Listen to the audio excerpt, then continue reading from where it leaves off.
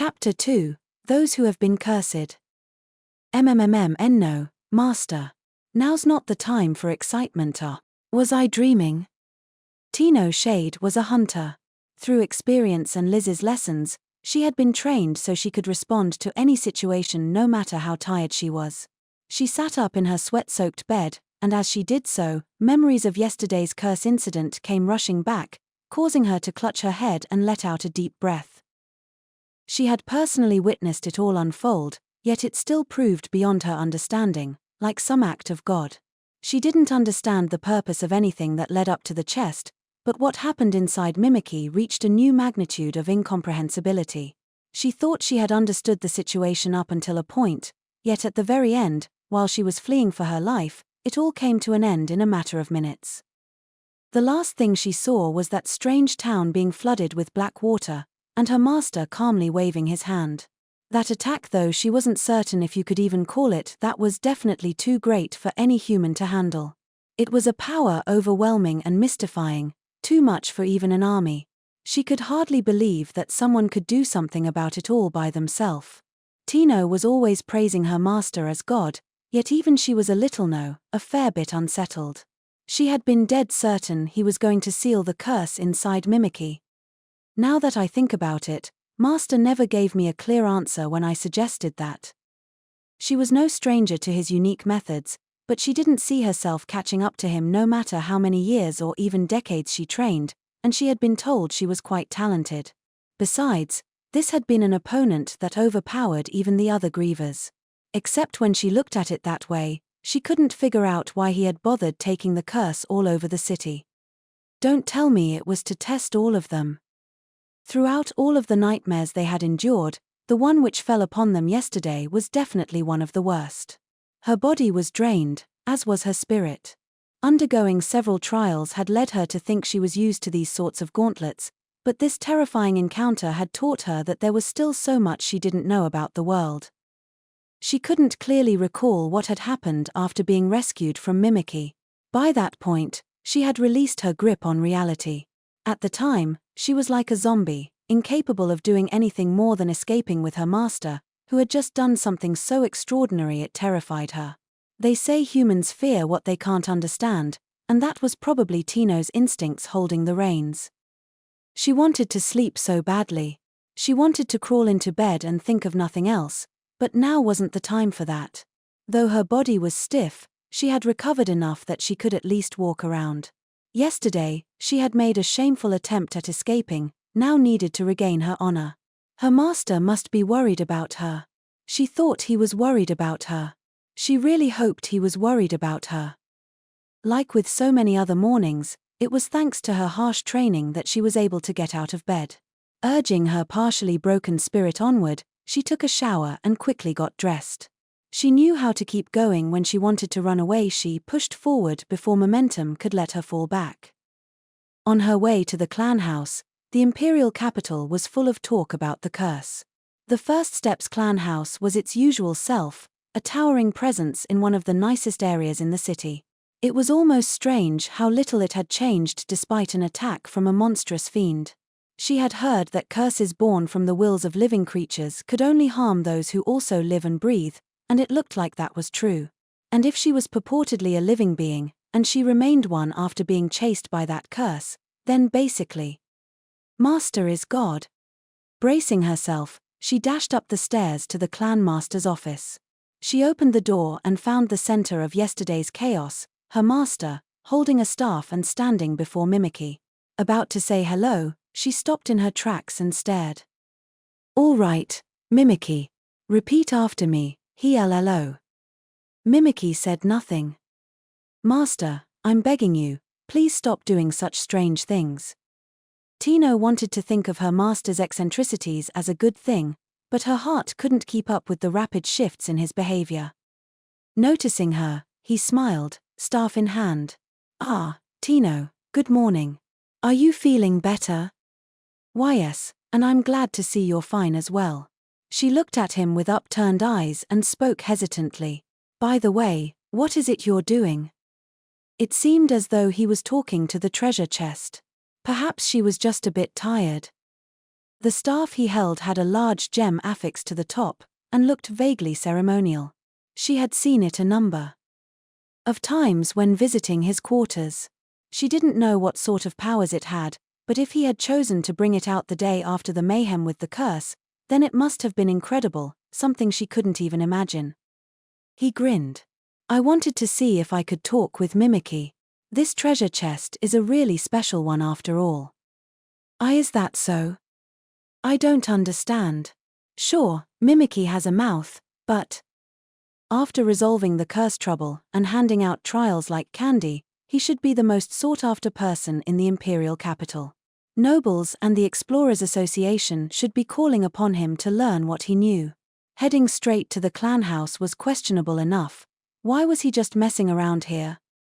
She didn't know why, but Tino felt her heart beating. Surely, this was not love. She had been told that a seasoned hunter couldn't be shaken by anything, and she really wanted to know when she would get to that point. Right now, she felt closer to the point of resignation. Man, what a pain, her master said. After yesterday, I started getting all these people wanting to talk to me. Now Eva's all preoccupied. Chem. That would explain why he was able to casually chat with his treasure chest.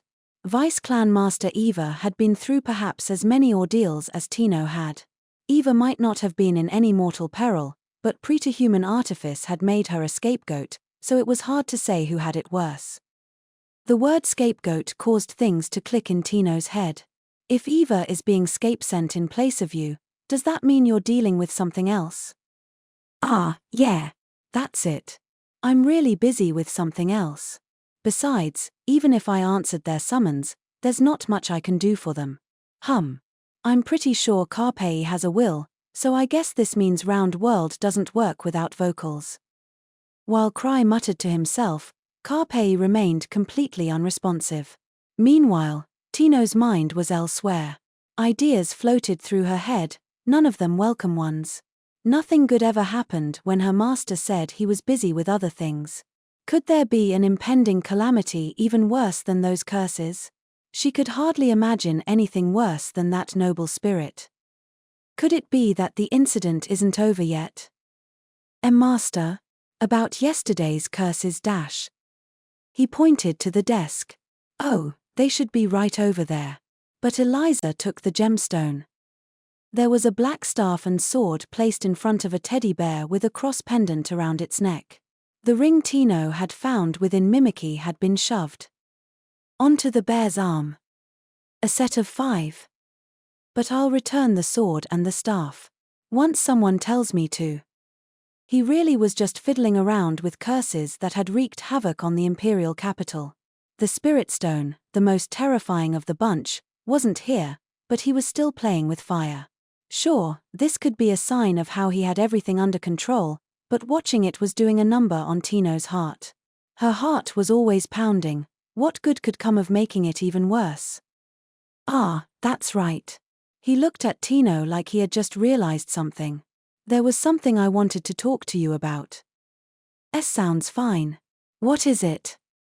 Master wants to talk to me. Her heart beat even faster, just when she had thought it had reached its limit. At this rate, she might end up acquiring Liz's stifled shadow. The technique involved deliberately accelerating one's heart in order to gain a burst of speed, but without proper training, it could cause the heart to explode. Her body felt warm, yet cold. Her nerves were overwhelming her, making her feel like she might collapse. Her master opened his mouth, about to go on, when the door burst open. Crybaby, this is bad. Come quick. Lizzie flew into the room. Tino trembled on reflex. Lizzie, however, ignored her and went straight to Krai. She was a short-tempered person, but it was rare to see her so panicked. Tino's master was just as bewildered as she was. What happened? Just come. He looked around wildly as Lizzie grabbed his hand. His gaze stopped on Tino, but if Liz's childhood friend couldn't stop her, then neither could Tino. Okay, I'll go. Tino, you too. All right. He shoved the staff onto her. Was she to assume she was supposed to bring it with her? Lizzie had only asked for Krai, but if he told her to come along, then she had little choice but to go. Dragged by Lizzie, he followed along, looking uncomfortable. Gripping the hefty staff, Tino made sure not to fall behind. After suddenly dropping by my office, Liz pulled me out and into the streets of the imperial capital, which were still full of talk about the recent curses. Thankfully, it seemed word hadn't gotten around that I was the source of all that. Probably because it would be a big problem if everyone knew a level 8 hunter had caused so much trouble. Since I had left the cleanup to Eva, I was sure it would calm down soon enough. When dealing with the public, relying on her was the optimal strategy. Everyone stared as Liz dragged me along. Since I was too selfish not to share the suffering, Tino wasn't far behind, wobbling as she carried round World. "Why are you carrying that staff? Isn't it heavy?" Liz brought me somewhere I had been winding up a lot lately, the Sword Saint's dojo. Something must have happened, since the wrecked gate was crossed by barricade tape and a crowd was gathered outside. Right out front were a few grim knights talking with each other. Liz broke through the crowd and took me past the gate. What I saw on that sprawling ground left me speechless. There were dozens of statues resembling swordsmen. Tino let out a small shriek. Taking a deep breath, I approached one of them. Its expression was serious, its eyes open wide. The sword it held wasn't stone, but a real one. The whole thing was so well done it was uncanny. The blood draining from her face, Tino tugged my sleeve. "See, could this be? These are some very fine statues. I don't remember there being any statues last time I was here, but maybe that's just me." I looked at them one at a time, giving some a light knock. Each was intricately made and no two were identical. In fact, they were human. As much as I didn't want to believe it, it was obvious even to me. These people were turned to stone. Weird. Well, I'm sure this happens all the time. Tino's fine shimmering eyes flew open. "Huh? What? This happens frequently?" "Yeah, you see it all the time in mythology and that sort of thing." I had a pretty good idea of the cause of all this. Just yesterday, said cause had been chasing me around. It wasn't just 10 or 20 statues, there were tons of them. Whoever said yesterday's incident had next to no casualties had been lying through their teeth. Liz beckoned me with her hand. "Cry baby, over here." I already wanted to vomit, but I figured I may as well go to her. Next to Liz was a stone cage. Inside, a statue gripped the bars, its mouth agape in a roar. It was Luke. Set nearby was the Sword Saint, gravely holding a sword. I had more or less seen this coming, but actually coming face to face with it took my breath away. Luke was powerful, but he had always specialized in offensive power. He had taken a number of major wounds over the years because he always led the charge despite his lack of defenses, and afflictions were his biggest weakness. Still, with his mana material, I was under the impression he hadn't taken any serious wounds lately. Getting real close, I peered into Luke's open eyes, yet I couldn't get them to focus on me. Alright, that curse said something about ensuring he would never hold a sword ever again. "Crybaby, Luke's still alive, isn't he?"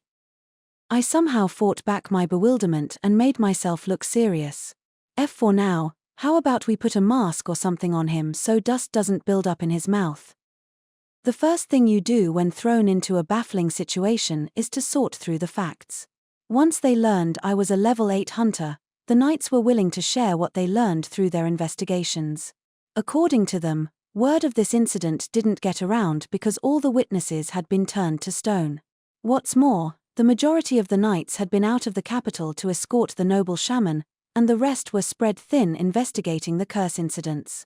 The combination of these circumstances meant that info about the statues was slow to get around. The dojos run by the Sword Saint were one of the Empire's more important institutions.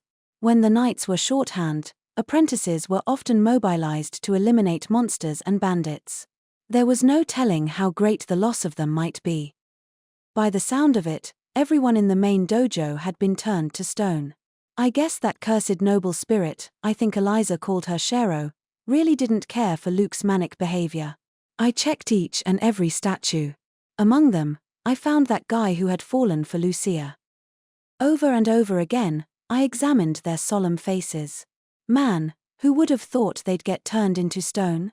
I sighed. It looks like it used a power different than what a mythical beast might. With a ghostly pallor, Tino inspected a statue. I'm amazed it worked on someone like Luke. Some mythical beasts, such as the cockatrice, were capable of turning their foes to stone. However, they made up a very small portion of the monsters out there, and resilience bolstered by mana material had a greater effect on fatal afflictions. At a certain level, hunters just weren't affected by petrifying attacks. That everyone in a renowned dojo was turned to stone was almost impossible to believe. The method of healing will depend on how the petrifaction was inflicted. We'll definitely be able to heal them.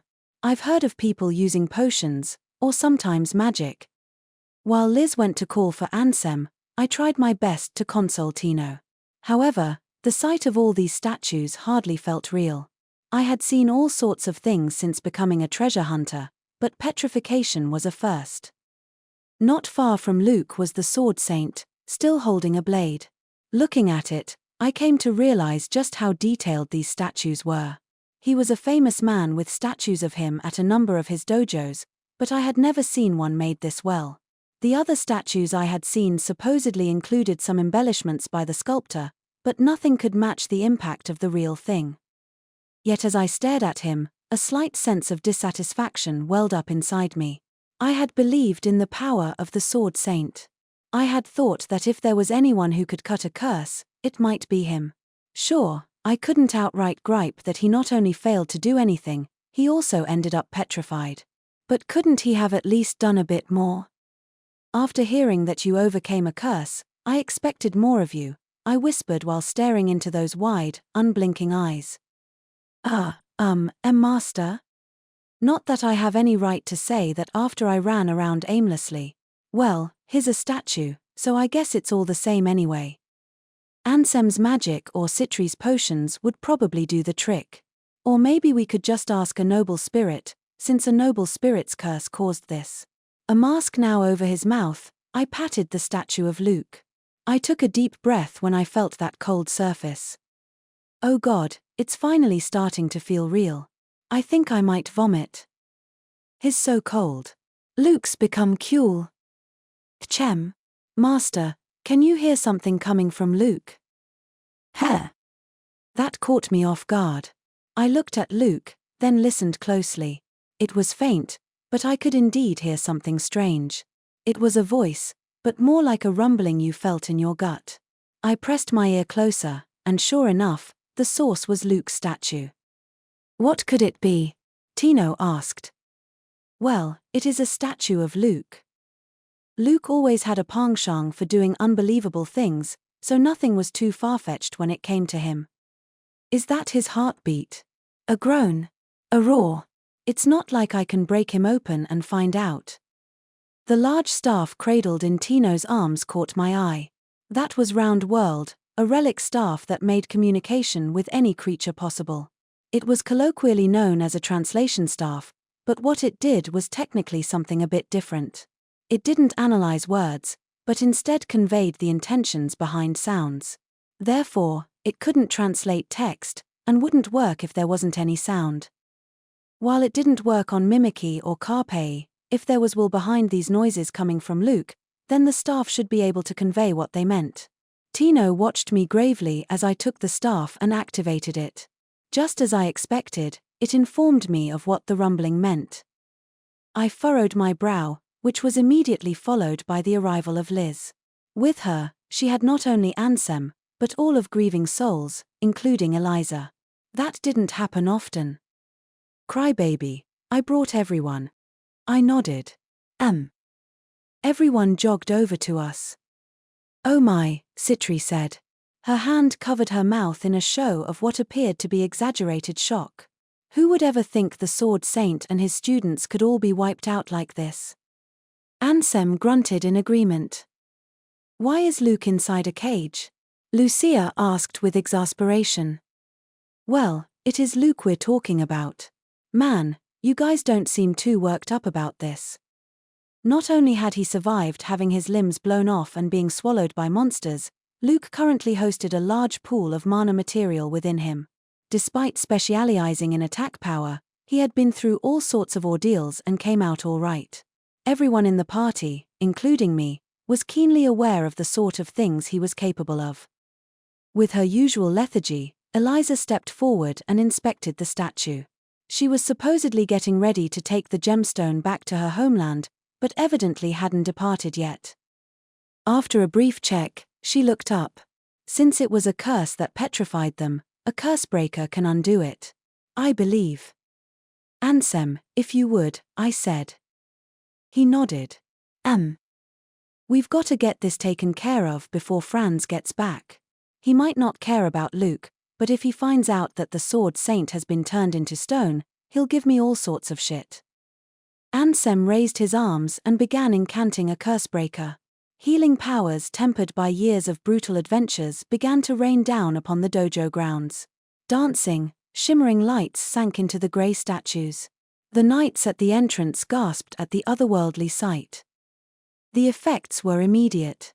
Spreading outward from spots touched by the lights, the statues began to change. In less than a minute, from the tops of their heads to the bottom of their feet, they were back to normal.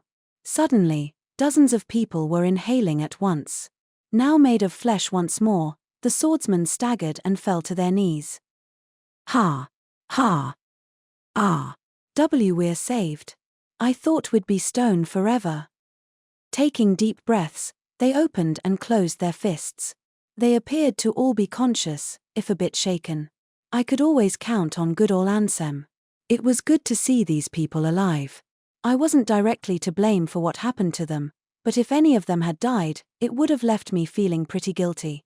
As I let out a sigh of relief, a now recollared Solm came up to us. I wasn't too shocked to see that he looked fairly calm compared to his wavering students. Unbothered by Ansem's towering form, he thanked us in a gruff voice. You saved us, for which you've got my thanks. Damned if I wasn't surprised to learn there are powers like that. Terrifying that something can turn so many people to stone without warning. Swordsmen were powerful on an individual level, but didn't come close to the versatility of Magi. This remained true no matter how much of a freakish mana material fiend they were. If the curse had been directed at someone like Lucia's or Citri's instructor, could they have stopped it? Either way, they wouldn't have been turned to stone if not for me. Frantically, I inserted myself into their exchange. Hardly, if anything, I should be apologizing for not coming sooner. I never expected petrification of all things. Seeing me bow, Solm's expression shifted from the apologetic one he had been showing Ansem to one of displeasure. That's so. There was an edge in his voice and gaze. By the way, I hope you'll forgive me for not living up to your expectations. That sent a jolt through me. My eyes flew open. Does this mean he could hear everything despite being turned to stone? Good thing I didn't call him incompetent or anything. What? Oh, no, that's nothing to be ashamed of.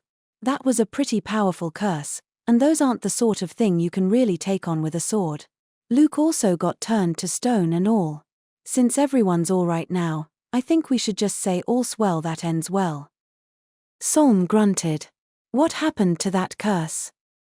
Well, now. Don't glare at me like that. If you couldn't handle it, do you think any other swordsman could have? Breaking under his piercing gaze, I hid behind Ansem. We have an emergency, Citri shouted. Luke hasn't recovered. Brother. Chem. I spun in her direction. Just as she said, Luke was still a statue. He had definitely been bathed in Ansem's magic, yet not so much as a finger had been healed. Ansem tried the cursebreaker again, illuminating Luke's body in a light that radiated divine power. Just as nothing happened. Eliza shuffled forward and touched his head. A fairly powerful curse has been placed on him. A human won't be able to break it. Solm furrowed his brow. The one who angered the curse, the one targeted by the curse was Luke. We took nothing more than the shockwaves. I see. Should I be apologizing here? Who else but Luke could elicit more worry than even the Sword Saint? I mean, he did have the curse pretty scared. Eliza looked up at me with sleepy eyes. The curse must be broken before it eats away at his entire being.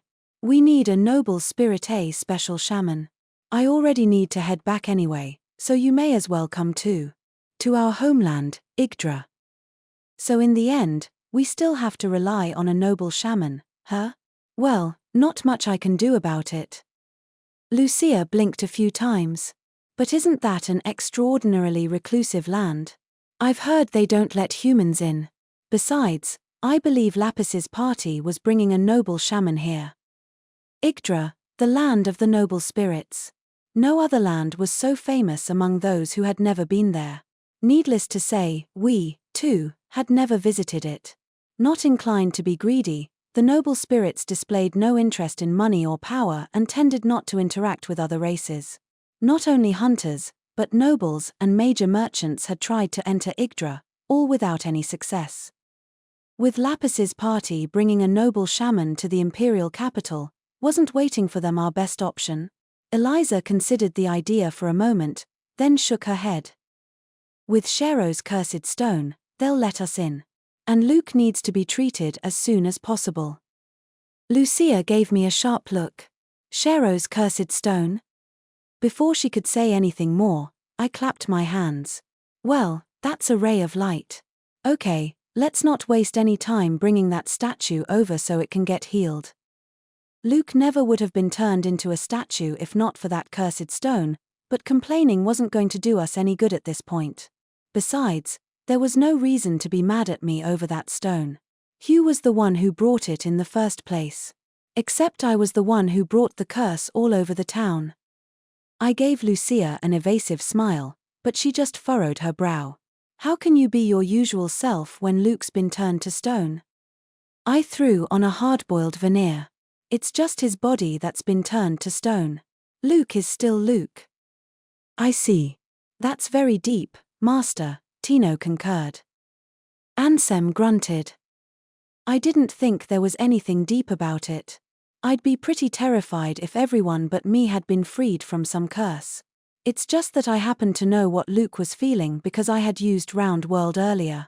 The sounds coming from within the statue of Luke Psychor had meant the following. Cut the curse, cut the curse, cut the curse, cut the curse, cut the curse, cut the curse. That said, expecting me to worry was a tall order. Despite their resemblance to humans, noble spirits were still a different race. They were intelligent, with a strong inclination to magic. They lived much longer than humans, who considered them to be exceptionally beautiful, and supposedly once believed the noble spirits to be gods. They would probably be the ones ruling the world if not for the fact that humans propagated faster and had a higher capacity for mana material. I wasn't too familiar with all the details, but the relations between us and the noble spirits could be complicated and had fluctuated as the ages passed. They had been worshipped by us, but we had disdained and waged wars against them at other times. At this time, we were on decent terms with them. While they weren't disdained in every town, it was still rare to see them in said towns. That held true even in a major city like the imperial capital of Zabrudia, so I was sure they were a rare sight in other lands as well. Part of First Steps was Starlight, a party composed entirely of noble spirits, but that was far from normal. They were a proud bunch, and living among humans only made them less motivated to conform to our ways. They were the polar opposite of me, someone who could grovel before anyone. Even after all these years, their homeland was still a place shrouded in mystery. That was Yggdra, the noble spirit's point of origin. Everyone knew the name, yet nobody had ever been there. Still, there was no doubt of its existence. Yggdra made regular appearances in Peregrine Lodge Monthly, an occult magazine that covered urban legends and more. I, too, had taken an interest and looked into it on a number of occasions. Of course, I never thought the day would come when I'd actually go there. Leaving Citri and the others to recover the statue of Luke, I headed back to my office. Eva's eyes went wide when I told her my story. Yggdra, she whispered. If you really go, that'll be a massive achievement. It might have seemed like a small reaction, but having been around her for years, I could tell she was quite surprised. And she should have been. As Lucia had said, no human had ever entered the noble spirit homeland before. Not only that, talking to some of Starlight, I learned that even for noble spirits, it was hard to re-enter once you had left. As far as I knew, no treasure hunter had ever reached Yggdra. Most high-level hunters were the troublesome sort who would only become more determined when told they couldn't enter a place. If that land had still managed to remain untrampled, its security must have been something extraordinary. Now, it hardly needs to be said, but Yggdra was deep within a forest, a formidable one filled with monsters and mythical beasts that even seasoned hunters struggled with. All hunters dreamed of being the first to tread where nobody else had. Amused by the sight of Eva's surprise, I took a hard-boiled stance and said, "Never thought I'd be taking on a place no other hunters ever set foot before." I said taking on, but if Eliza was to be believed, then we were going to be invited in. If not, I would have given up on the spot. Yeah, I was interested in a place of legends, but I wasn't feeling up to challenging a forbidden land that not even high-level hunters could get to. Look, noble spirits didn't have much of a sense of humor, they were super powerful, and they specialized in magic, which was optimal for fending off intruders. "If you need anything, I'll arrange for it," Eva said. "Ah, thanks. But I'll probably be fine. After all, I've got this." Getting carried away, I tapped my head. Rubbing her temples, Eva sighed. Jokes aside, Citri was supposed to be taking care of the preparations. All I had to think about was what gifts to bring for the noble spirits. Apparently, the only people capable of breaking the curse on Luke were fairly special, even by noble spirit standards. And there were few people better than me at pissing off bigwigs. I figured I had to bring something pretty nice. Even if it turned out to be an unnecessary gesture, you could never go wrong with a show of humbleness. Luckily for me, our clan had Starlight, and I was confident in my ability to pick gifts. "Information regarding Yggdra is in high demand," Eva said hesitantly. "It's quite famous since noble spirits are entirely unwilling to discuss it. If you bring back something to share, that sort of achievement could bring you closer to level 9. What a terrifying proposal. Achievements? I don't care about those. Not at all. I figured you'd say that. Why would I do something so dangerous? Nothing good would come from angering the noble spirits. Especially when I had just started getting along with Lapis's party. Even if they were okay with me bringing information back, I wasn't planning on it, not if doing so would cause Gark to try and raise my level. As I understood it, if his branch produced a level 9 hunter, that would be a big honor for him as branch manager. Honestly, it hadn't even been that many years since I hit level 8. Not that I ever cared about glory or anything, but the pyromaniac lady might have a bone to pick with me if I reached level 9. Then I had an idea. I looked up and asked, "Eva, why don't you come with us?" "Chem. I'll remain here." "You will? Bummer." Someone sensible like her would have been a reassuring presence on the trip. This time, we would be going as guests. Even if Yggdra was in a treacherous forest, it shouldn't be that dangerous. An ordinary person should be able to make it there. And if they couldn't, then I sure didn't want to be headed that way. I wonder if Lapis's party will go with us? I wondered aloud. I'm a little uneasy about having just Eliza. She can be so flaky. Starlight is still away from the capital, working on the matter of Murrin's lament. I wasn't informed as to when they might return. Darn. Franz's operation involving the noble shaman was a big affair that would go so far as to redirect traffic in the city. He should have been contacted by now, but turning around probably wasn't that simple. Nobody's ever around when I need them. With this selfish thought on my mind, I let out a yawn. That was when the door suddenly swung open, accompanied by a shrill voice. "Ha, ha. Hey, H-human weakling, when are you going to stop dicking us around?" "Sir." "Oh, what good timing." In came Krai Andrey, a member of Starlight, the party we were just talking about. She was in her usual robe, but she had a backpack, and her breathing was ragged and her hair disheveled as if she had been running. Even still, There was something picturesque about her, proving that noble spirits really had it good. I watched with wide eyes as she stumbled up to my desk, then banged her fist on it. Nice timing, my ass, sir. Ha, ha. Didn't you go back to the forest to help Franz out? We were having a smooth trip when suddenly we got contacted by the imperial capital and had to turn around. Sir. Sounds like you took a wild trip around town while we were gone. Well, this and that happened. This. And that. Here you go again. So what happened to the curse? Sir. She made a real point of looking displeased. Despite what she said, it seemed like she was genuinely concerned. I shrugged and put on a hard-boiled voice, so as not to make her worry any further. Well, it won't be giving us any more trouble. It kept our hands full for a bit, but with Eliza's help, we sorted it out. Oh, that's right. She was saying that curse came from some noble spirit queen dash. So it was Shero's cursed stone? How'd that happen? Chris yelled at me from a very close distance. There were tears forming in her eyes, and her shoulders shook for some reason. What's gotten into her? What did she mean by how? Blinking, I observed her closely. I generally took these moments to reflect on what I'd done. That was because I'd usually done something wrong. However, nothing was coming to mind this time. Besides, Hugh's the one who brought that thing in the first place. My eyes flew open. That's right, Chris and Lapis were saying something about a noble spirit queen. They had mentioned it at the church, and again before leaving to get the noble shaman. I had just brushed it off as idle talk, but maybe that curse chasing me around was the one they had been talking about. That would explain Eliza's strong reaction. However, I had entrusted the gemstone with Eliza, and there was nothing unusual about giving priority to your own party members. Though I couldn't give the gemstone to her, I had to think of a way to make her accept that. That's when I remembered I had something even better. I clapped my hands, catching Chris off guard, and said, about that.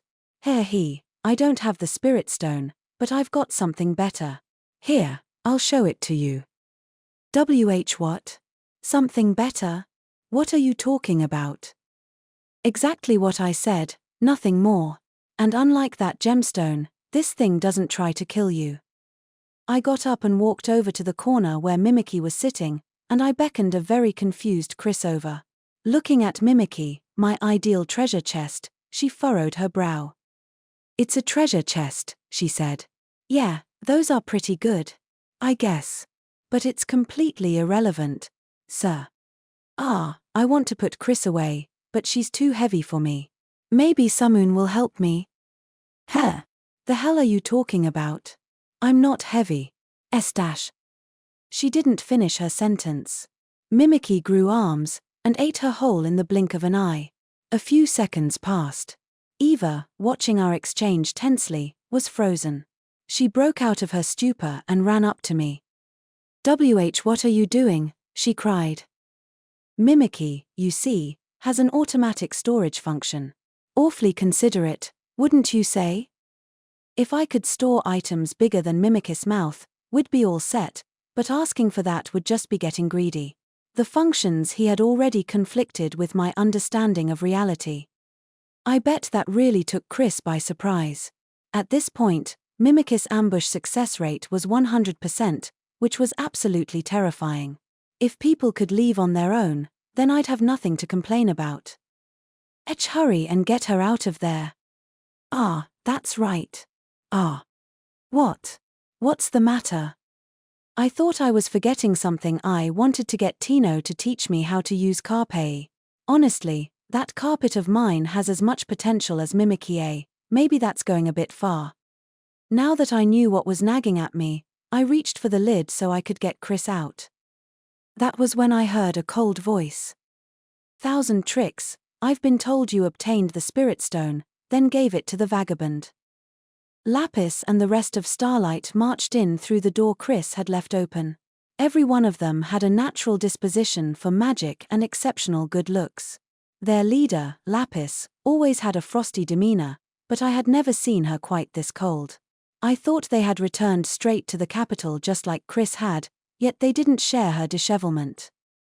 With all Starlight did for me, I didn't want to sour our relationship over a simple misunderstanding. Rubbing my hands together, I walked up to her. Well now, it was just a stroke of bad luck that your party wasn't around at the time. HMPH. You could say that. I won't ask how you found the Spirit Stone, and what you do with it is your business, but you went out of your way to get us out of the Imperial capital. Was that sleight of hand more of your preterhuman artifice? Oh, is that how it looks? Everyone really wants that gemstone. What do they want something so dangerous for? Still, setting aside the fact that this was all one big misunderstanding, if a friend's party and one of my party members both wanted the same thing, of course I was going to give priority to the former. Sorry, I said, but Eliza also wanted it. Forgive me, but you'd put your own party members first, wouldn't you?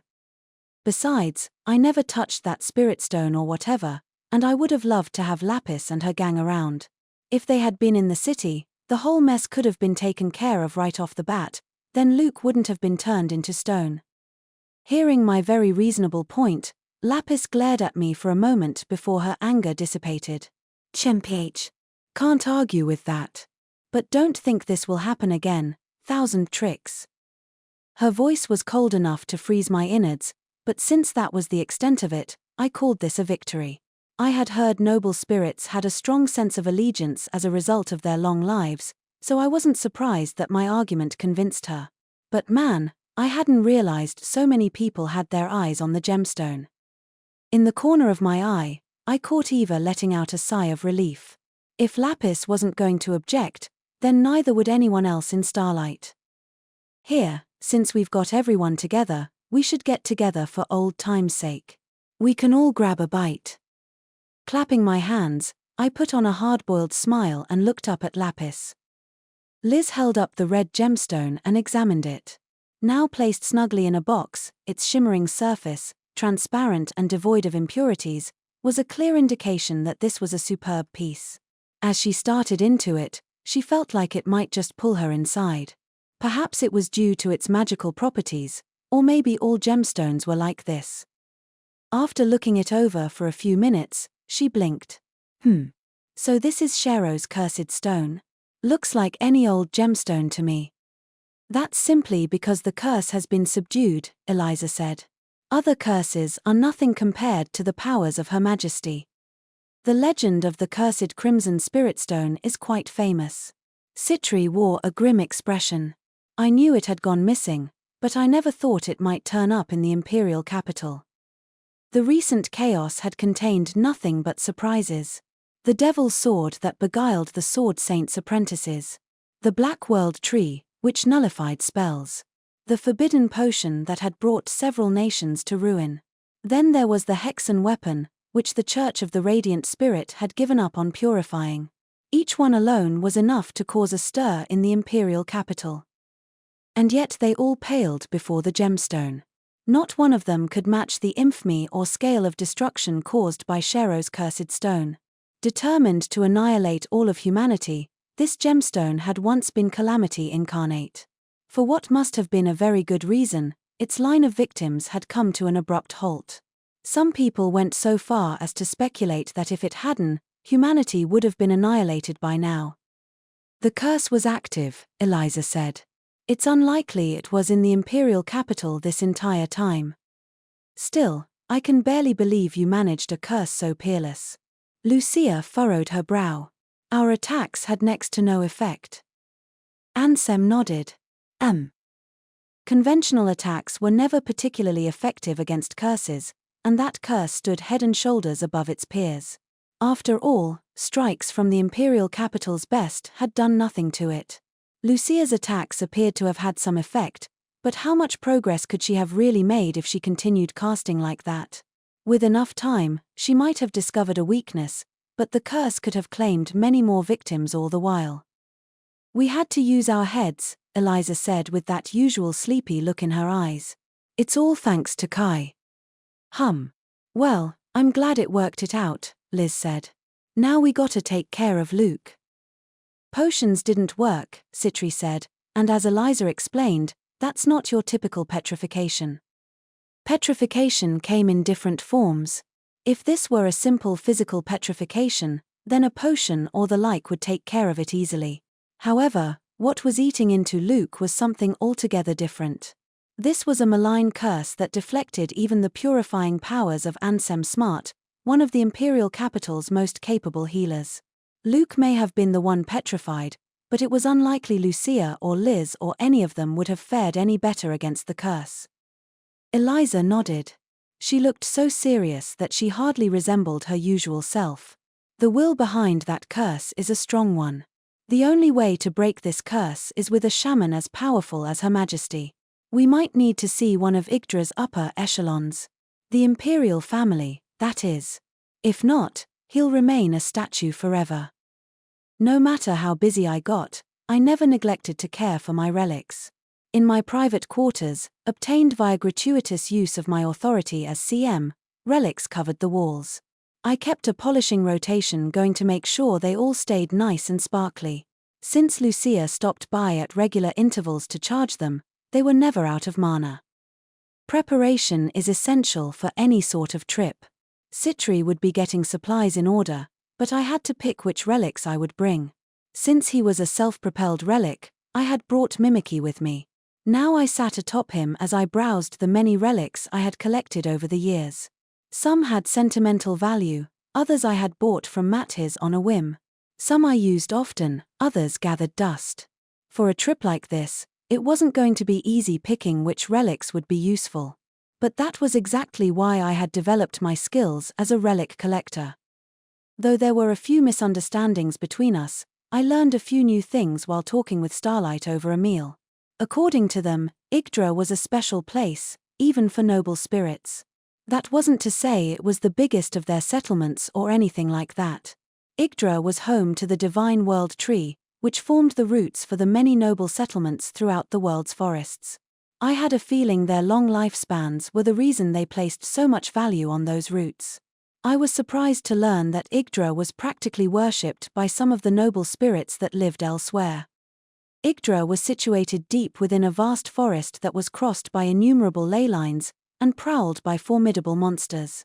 The forest itself was a true labyrinth, said to trouble even noble spirits accustomed to traversing woods, and the road itself was hidden. Eliza had announced we'd be going to Yggdra like it was no big deal, but Lapis's party gave me the impression it wouldn't be so easy. Damn it, Eliza. I nearly went into this unprepared.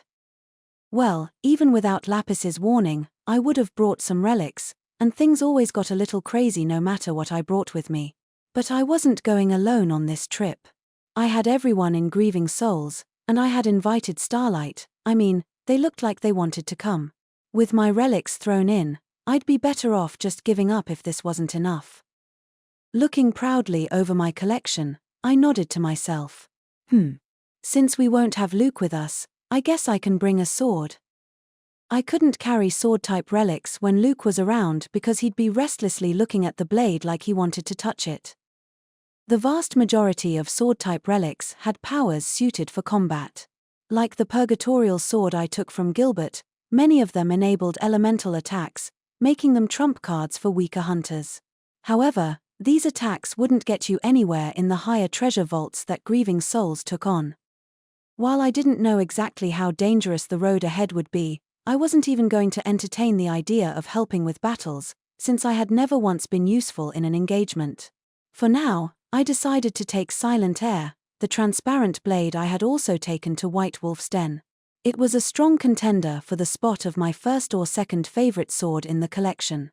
Not only was it aesthetically pleasing, but I was also very grateful for what it did.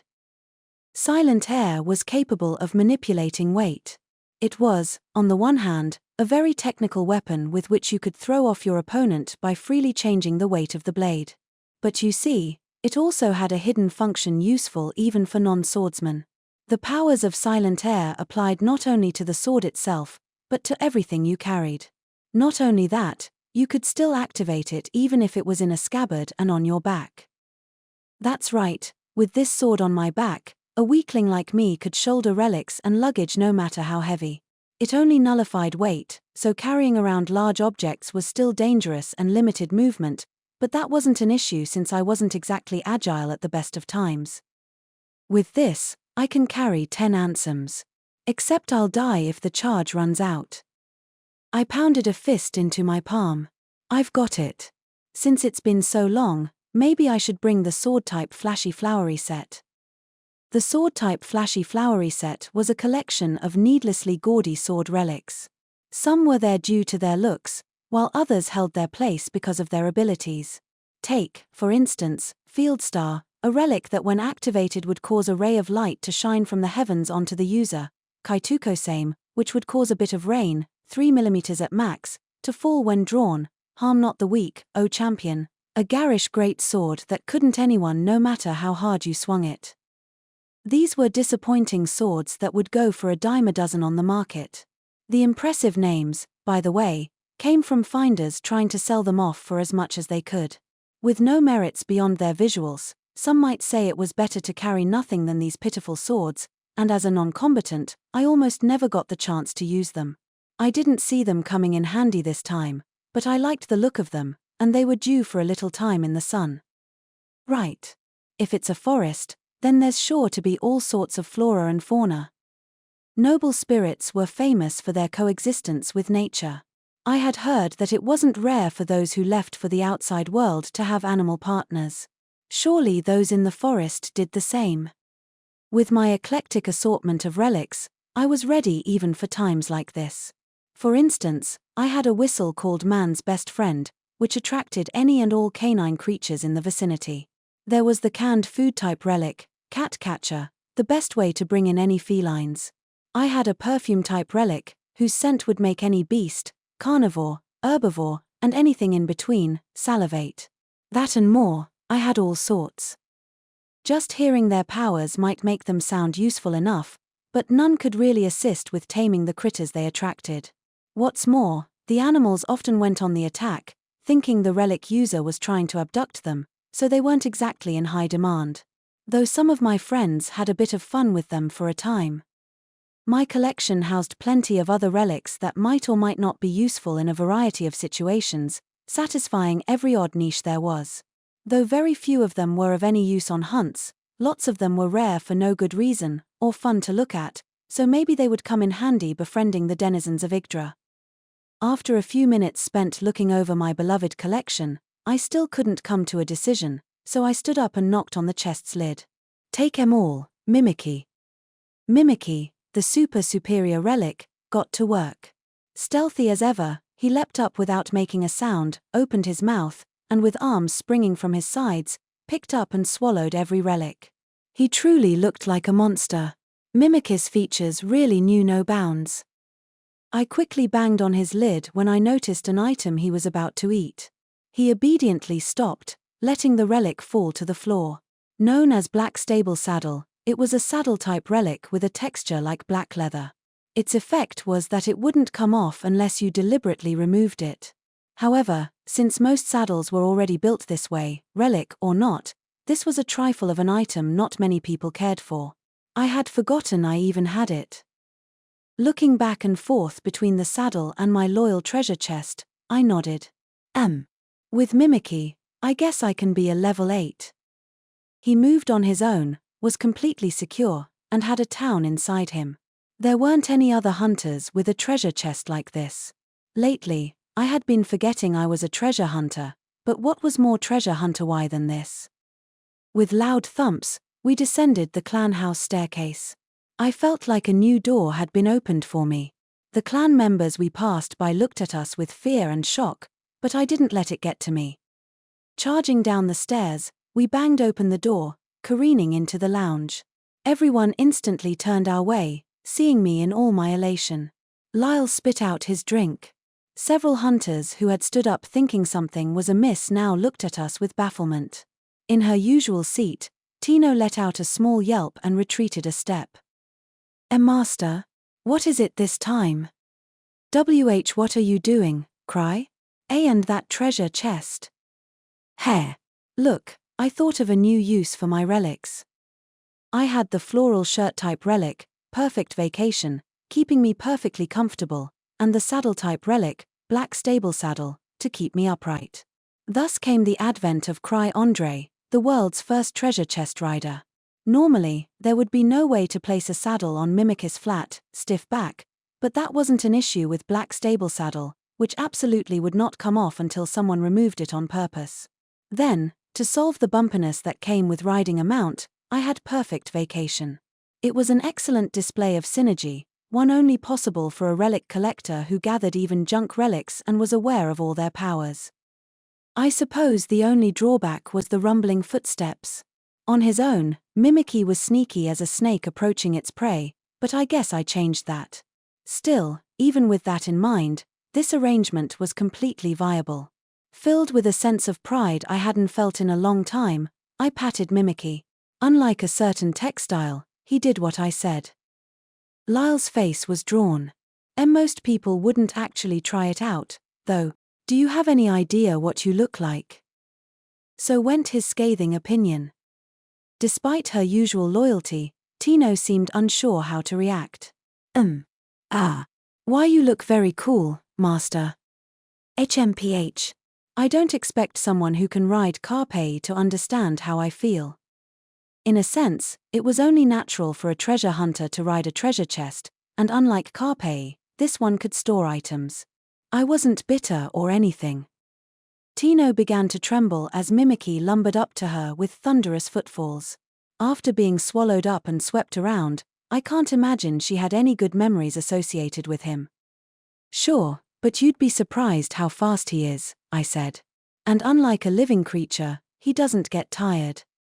And not that I think you'd do it, but, master, you're not planning on going all the way to Yggdra like that, are you? Think it's a bad idea? She shook her head. And not at all. If you've got something to say. Honestly, it was way too good to give up on. Having him follow along behind us was a possibility, but if he were to run out of mana and stop moving, then that could put us in a real predicament. I knew this from experience, having previously lost track of Krai once. Besides, our objective was to get Luke healed. If we needed to request help from Noble Spirit Royalty, a group known for being unamenable to humans, then making a strong impression seemed like a good idea. I needed Mimikyu if I was going to carry all my relics, and if he was coming along, then I may as well ride him. Tino swallowed, then seemed to reach a decision. Be but right. Riding atop Mimikyu will make it harder to react to surprises, won't it, master? That doesn't matter. Look, Mimik's nose for danger, and his skills are all better than mine. If anything, I think I'll be safer atop him. If I need to, I can hide inside him, and being a relic means he's fairly sturdy.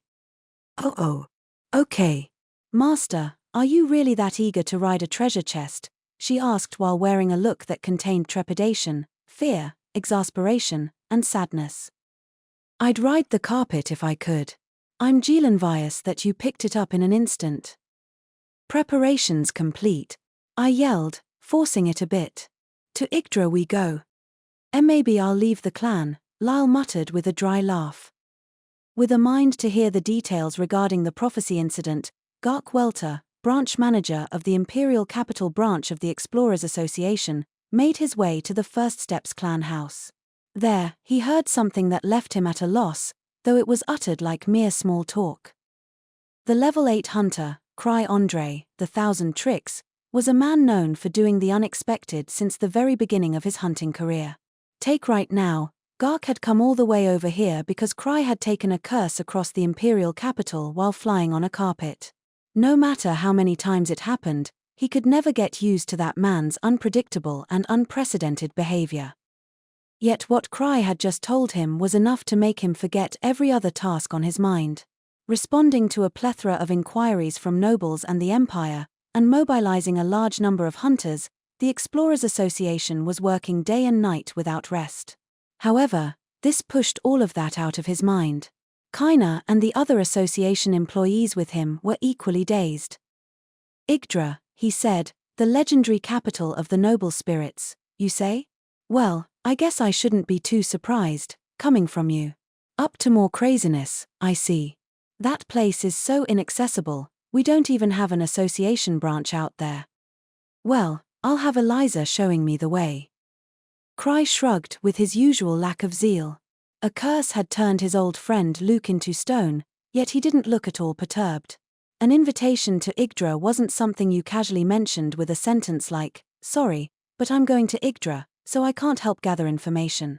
Nor was it something you could explain simply by saying, "Well, I'll have Eliza showing me the way." Noble spirits were never very welcoming of outsiders. Yggdra could be considered something of a holy land to them, and unless Gark was mistaken, no hunter had ever been there. Many of them had attempted to reach the mysterious land, but they had all failed. Because the imperial family refused to leave the forest, they couldn't be negotiated with, and their mysterious magic rendered force and authority meaningless. Even information about this land was remarkably scarce. This was a good opportunity. No member of the noble spirit imperial family had ever been willing to meet with a human before. Gark could hardly imagine the profits to be had if this led to relations being established with Yggdra. And if it were known that a treasure hunter was responsible for that, then hunters would be held in even higher regard. Subduing that cursed gemstone was a major accomplishment, but establishing communications between the Explorers Association and Yggdra would be even bigger. It would be the sort of good deed nobody would take issue with, and anyone could understand the merit of. "All right," Gark said. "Further contact with the noble spirits would be a boon to Zebrudia. We'll handle the aftermath of the prophecy. But if we're going to do that, make sure you sit down and talk with them. If you can, try to see if you can get an association branch set up there." "Oh, a branch, huh? Well, if I have to. Now, I'm leaving the prophecy stuff to you." Though he usually made a face when hearing Gark's requests, Krai was oddly agreeable, nodding vigorously.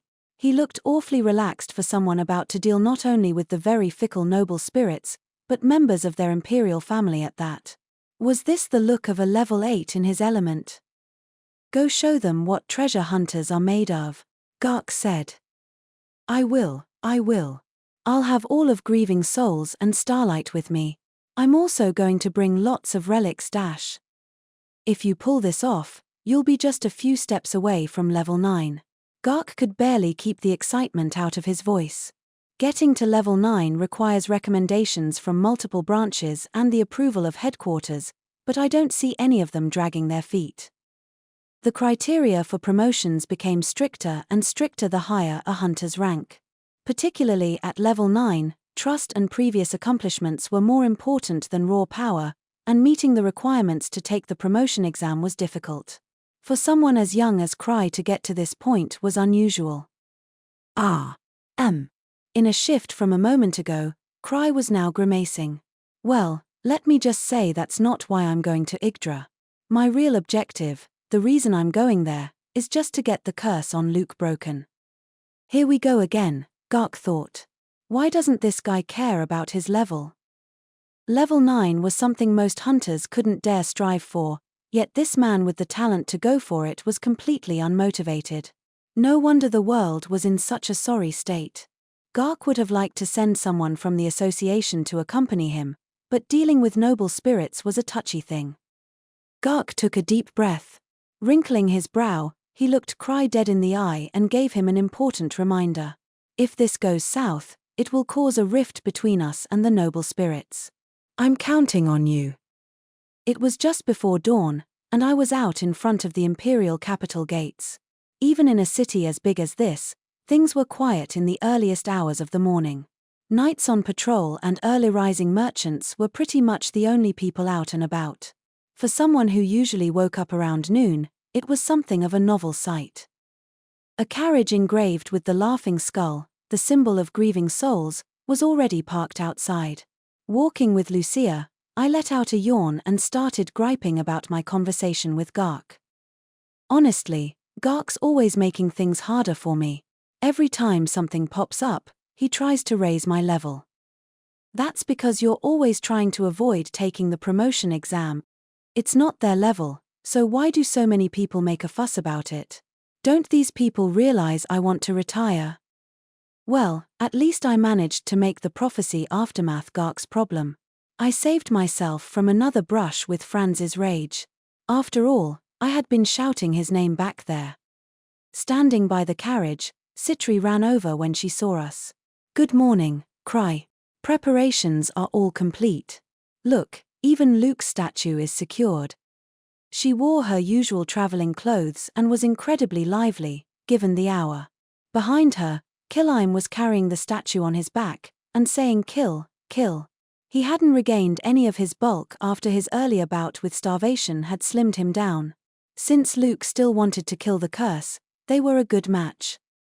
Is Starlight here? I asked. Not yet. We're a bit early, so I'm sure they'll be here shortly. Ah, Mimikyu, good morning. Mimikyu hid behind me when she greeted him. It seemed he didn't deal well with Citri, probably because she looked at him like prey when they first met. You might see Liz or Luke make that sort of expression a lot, but it was rare for Citri. Well, she has always wanted a magic bag. It had been a good while since Grieving souls had all gone on an expedition. Expedition might seem a strange word since we weren't going to a treasure vault, but Yggdra's forest was plenty hostile. Still, invitation or not, I wouldn't be doing this if Luke hadn't been turned to stone. Morning, crybaby. Good morning, master. As usual, Liz was full of energy and had Tino following along. If they were arriving together, Liz must have slept over at Tino's house. I already knew this, but man, I really am the only one here who isn't an early riser. Our group had two parties, Grieving Souls and Starlight.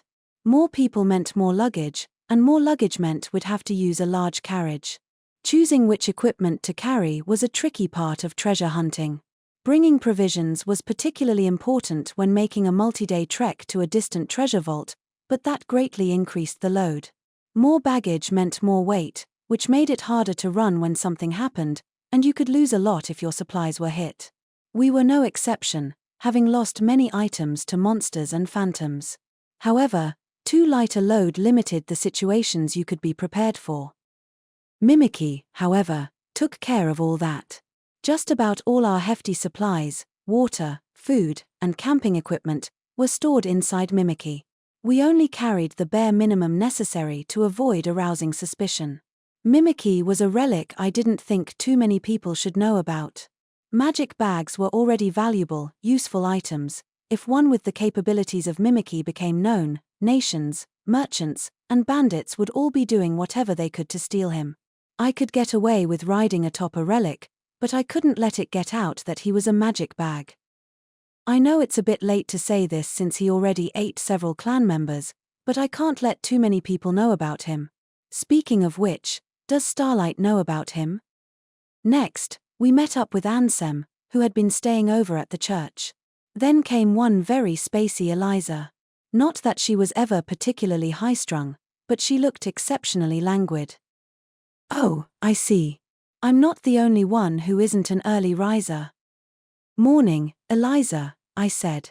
We're following your lead today. Eliza looked at me vaguely, then nodded.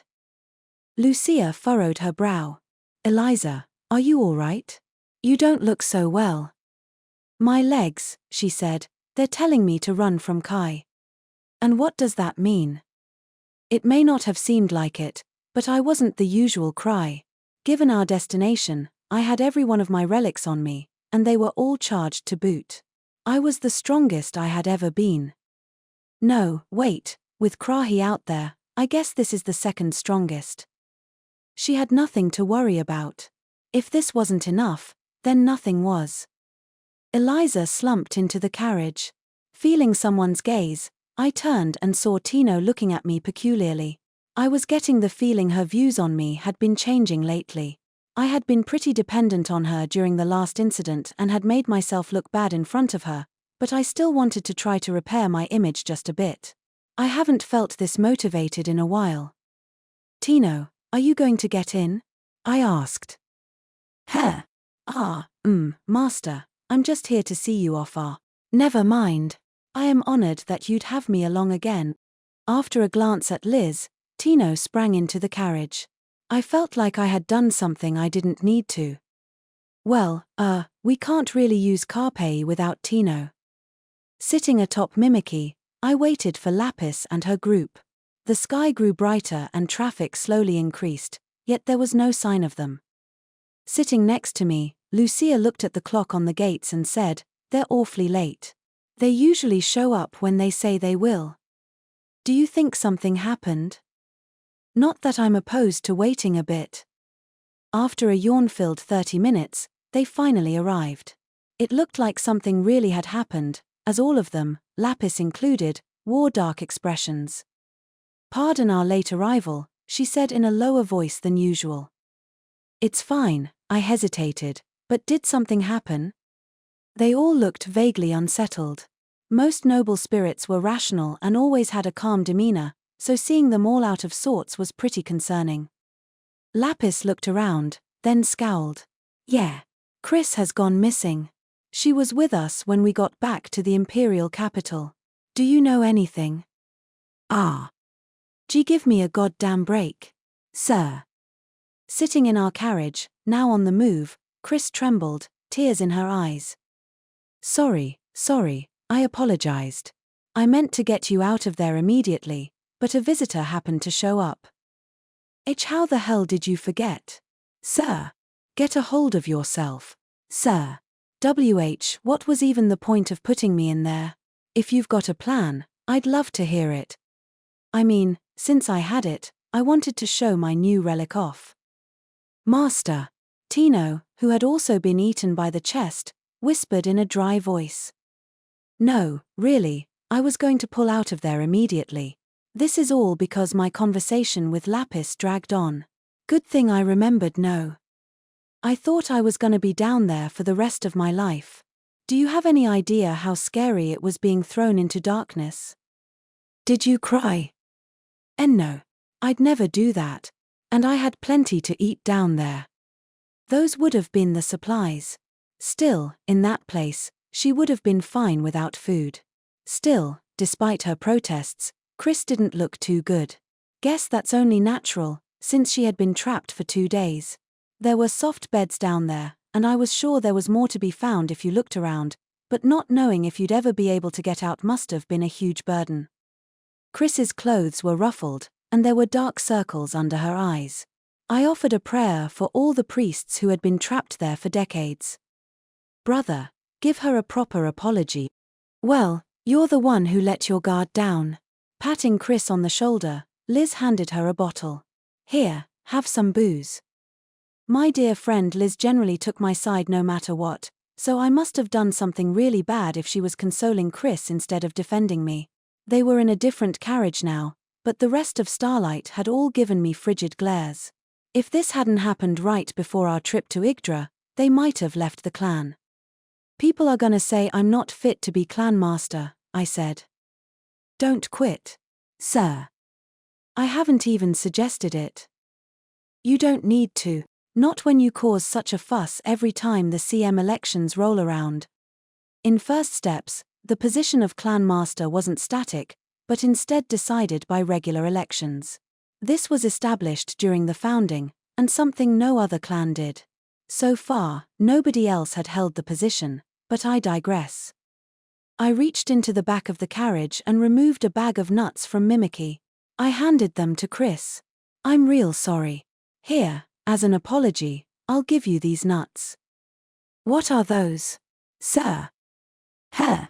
They're Amy's nuts. Like from when we were escorting the Emperor."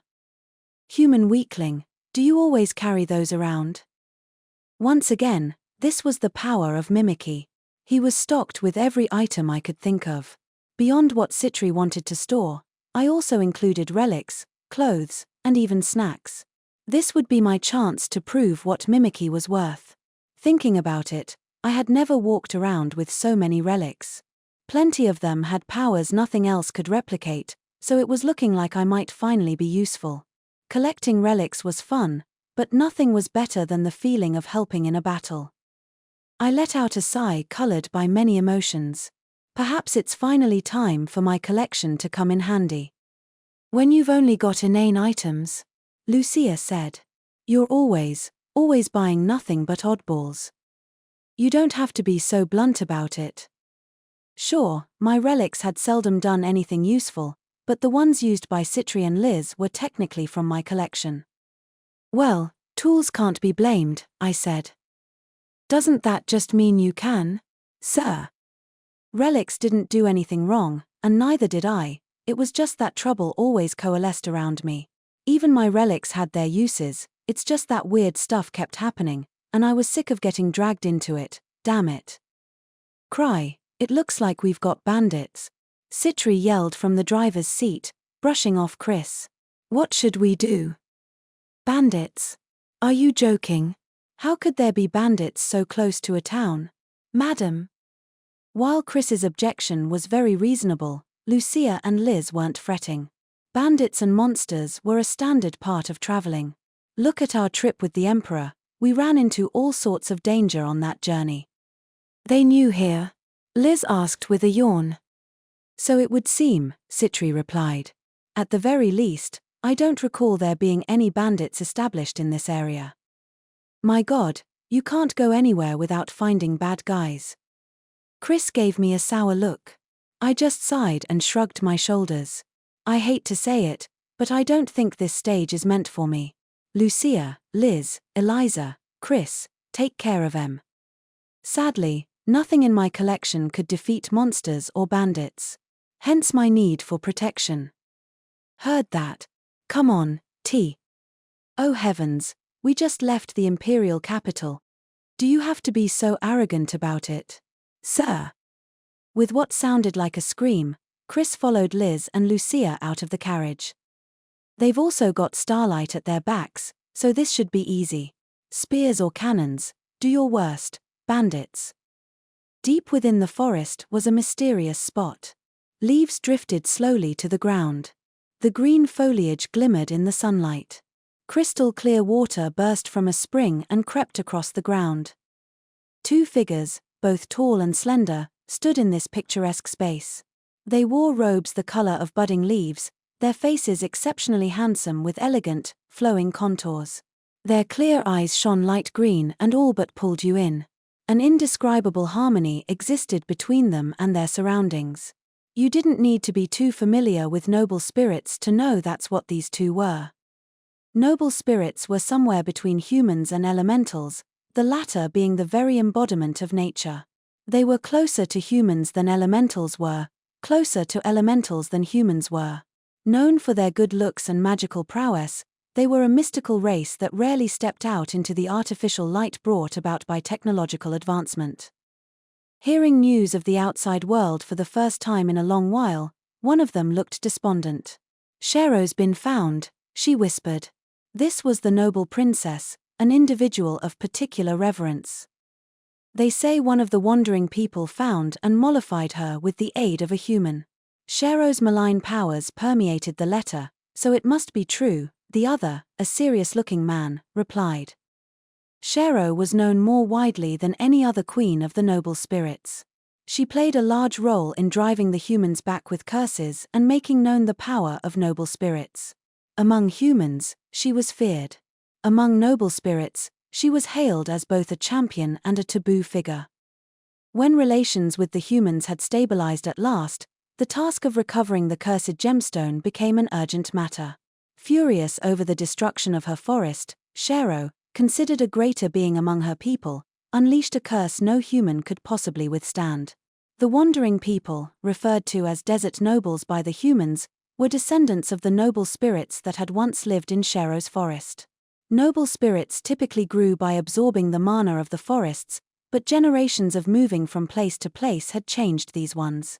If the wandering people had something to report, it meant they had finally fulfilled their duty. They said they want to come here to return it personally, the man continued. As the order was issued by Yggdra, they have every right to do so.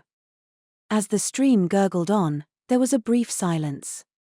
That, the noble princess eventually said, furrowing her brows, will be a problem. Yggdra is currently in no condition to receive outsiders. It's pretty bad. I can't believe Shero was found now, of all times. No, perhaps I should say this is good timing. Any later and we'd be too busy to take Shero back. Indeed. We must not refuse them. Shero is one of us. With a sigh, the noble princess looked up to the heavens. She looked upon a towering tree that broke into the firmament. With a trunk and branches that prodded the clouds, nobody knew just how tall this tree was. Absorbing mana material from ley lines, this was one of the systems that managed their star's energies. It was the World Tree. However, after many years of being managed by Yggdra, the tree was now trying to break free from its control. A gathering of mana material had already turned the vicinity of the tree's base into a hostile zone that even the people of Yggdra couldn't approach. The warriors of Yggdra had tried to calm the tree, but they had yet to find an effective method. Though we would normally show them our deepest gratitude, let's send them back, even if we have to contrive a reason. If they were all fellow noble spirits, it might be different, but we must not bring humans into this. As you wish. I'm not sure they'll be able to reach us in the first place, as the forest is also being affected by the World Tree. Goodness, what an unlucky bunch of humans. Just a bit earlier, and the forest wouldn't be so dangerous. Just a bit later, and they would have been able to detect the danger before making the attempt. Their timing couldn't be worse. Even still, the noble princess couldn't deny them a visit. Monsters and bandits were almost unheard of in the surrounding environs of the Zabrudian capital. Though the empire was vast, skilled knights and hunters ensured that highways were safe to a degree not seen in nations of a comparable scale. Though driving out every last danger certainly wasn't feasible, there were virtually no major threats if you had an escort. For a while now, Kris had been regularly passing through these fields, and she had never once come across a serious foe. Until the day she was guarding the Emperor, that is. Hearing Krai's unenthusiastic orders, she flew out the carriage door. It was very rare for there to be bandits out here, but she had far greater allies this time around. Planning to take care of this quickly, then return to the carriage, she looked onward, ready for anything. "What is that?" she cried when she saw what was coming their way. "My legs are telling me to run," Eliza groaned as she dragged herself out of the carriage. The highway was surrounded by flatlands that offered nowhere to hide. Anyone who tried to approach could be spotted immediately. Any bandits who chose to attack travelers in such high visibility areas had to be either extraordinarily confident or stupid. In Kris's experience, the latter was much more common than the former. However, even at this distance, she could tell that those who approached them were no more idiots. They were probably about a few hundred meters away, yet she could hear their footsteps and feel the ground tremble. Those silhouettes weren't human, but nor did they match those of any normal monster horde. She realized why Citri could tell they were bandits when they were still so far away. An eerie chill ran down her back. The approaching mass contained both humans and monsters. Running at the front of the pack was a massive crimson centipede. She could make out a few human silhouettes and their luggage on top of it. On its flanks was a wide array of monsters, including ones Kris had fought, and ones she had never so much as seen before. Some of them were even larger than Ansem. The horde was moving much faster than the horses could pull their carriages. Kris could barely believe her eyes. While she had heard of people who could command monsters, she had believed their minions were limited to a few highly intelligent varieties. Yet the group she saw before her included monsters that definitely weren't that intelligent. This horde, though army felt like a better word, was definitely abnormal. "They're riding the monsters," Kris muttered. Any normal bandits would turn and run when they saw Ansy.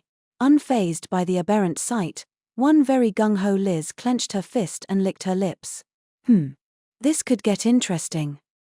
The carriages had stopped, meaning they planned to fight the incoming force right here. Lapis got out of the rear carriage and furrowed her brow. "They even have a cyclops. Ch, it's larger than the Immutable." That's no ordinary cyclops. That belongs to a subspecies, one much stronger than the more common species. I believe they're supposed to be incredibly rare," Citri casually observed from the driver's seat of her carriage. After flipping through a well-worn notebook, she let out a small sigh. "Just like I thought, there's no warrant out for their arrest. Though I recently heard rumors of other nations being terrorized by bandits with monsters under their command. They say they've even routed professional armies." "Eso, Sidi, does that mean?"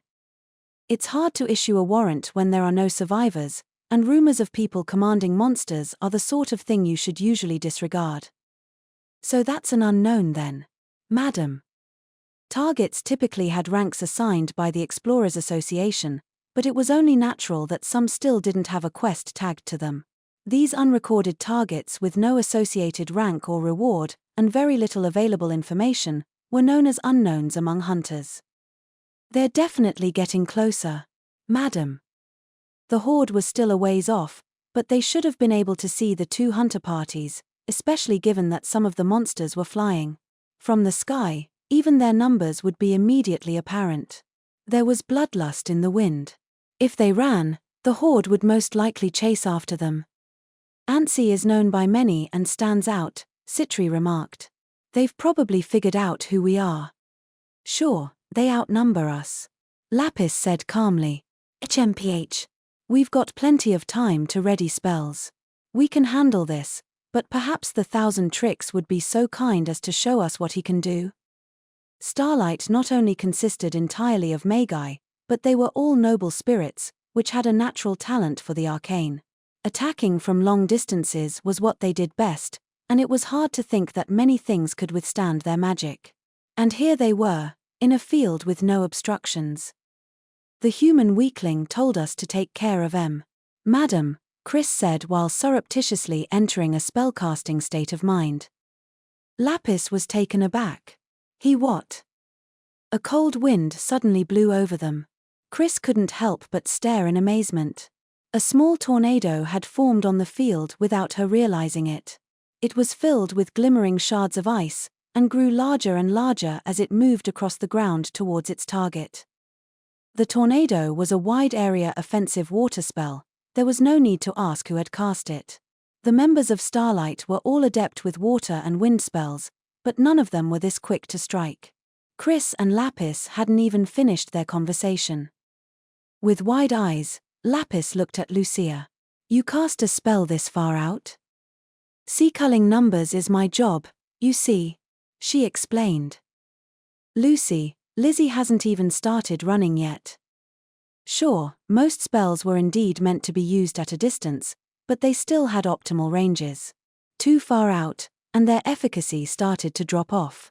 Not even Starlight would attack when the enemy was still so far out. Chris had previously seen this spell, Hailstorm, back when the Church of the Radiant Spirit was trying to break Murin's Lament. However, what Lucia had just cast was different. It had been customized for ultra-long distances. Last time, the tornado became enormous in a matter of seconds, but this one was growing more gradually. In other words, the Magus that was Lucia Rogi customized her spells with long-range battles in mind. Lucia, I know there's an advantage to striking first, but we aren't even certain these are bandits. Kicking up billowing clouds of dust, the monsters' ranks were thrown into chaos by the tornado. Though Hailstorm typically wasn't a spell with a terribly wide radius, this one had already grown so large that it obstructed their view of the charging horde. Growing so large only reduced its power further, but if whittling down the enemy's strength was the goal, then you couldn't ask for a better spell. In an instant, the bandits were swallowed up by the tornado. Black droplets were mixed in among the glittering ice. Can't really jump in when that's out there from the get-go, Liz muttered with a sigh. It'll tear my skin up.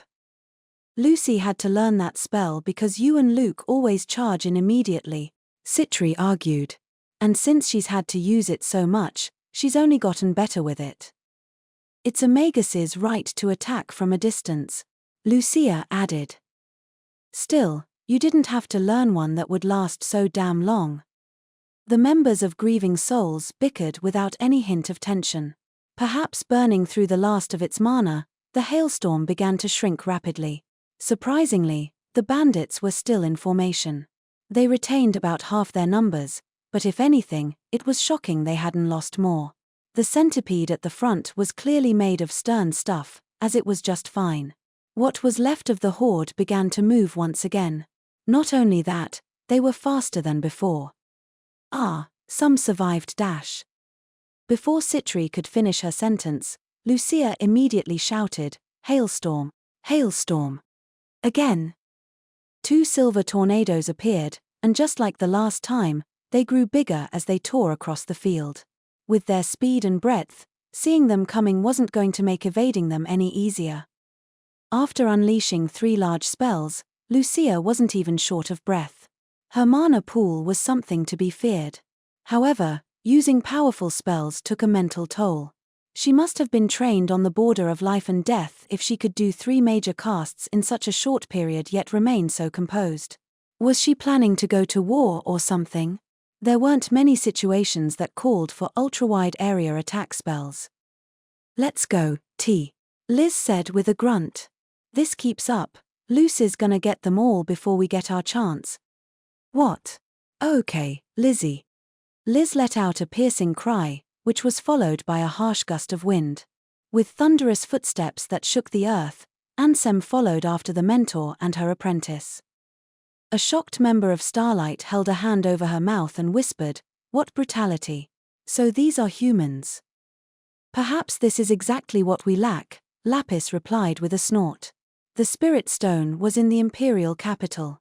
If we had searched with the same fervor, perhaps we could have obtained it." "I don't think that's right," Eliza said, an unreadable expression on her face. Lapis narrowed her eyes when she heard this. She didn't like that she had been beaten to the punch, but probably thought it'd be disgraceful to show any spite. She clapped her hands and said, "We won't fall behind. Chris, let's move." "Huh. As you command." Hearing her orders, Starlight began incanting spells, lighting spells. Chris, the only one still unable to use lighting, began preparing a water spell while sprinting to catch up with the Grivers. "Human weakling, you've got to be kidding me, sir. You guys done?" There was a certain atmosphere endemic to battlefields. Screams and cries of rage. Scents, vibrations, and even lights. In 5 years of hunting, I had come across countless sensations, yet they all managed to remain unpleasant. Still, even with all my experience, I had grown a bit accustomed to it.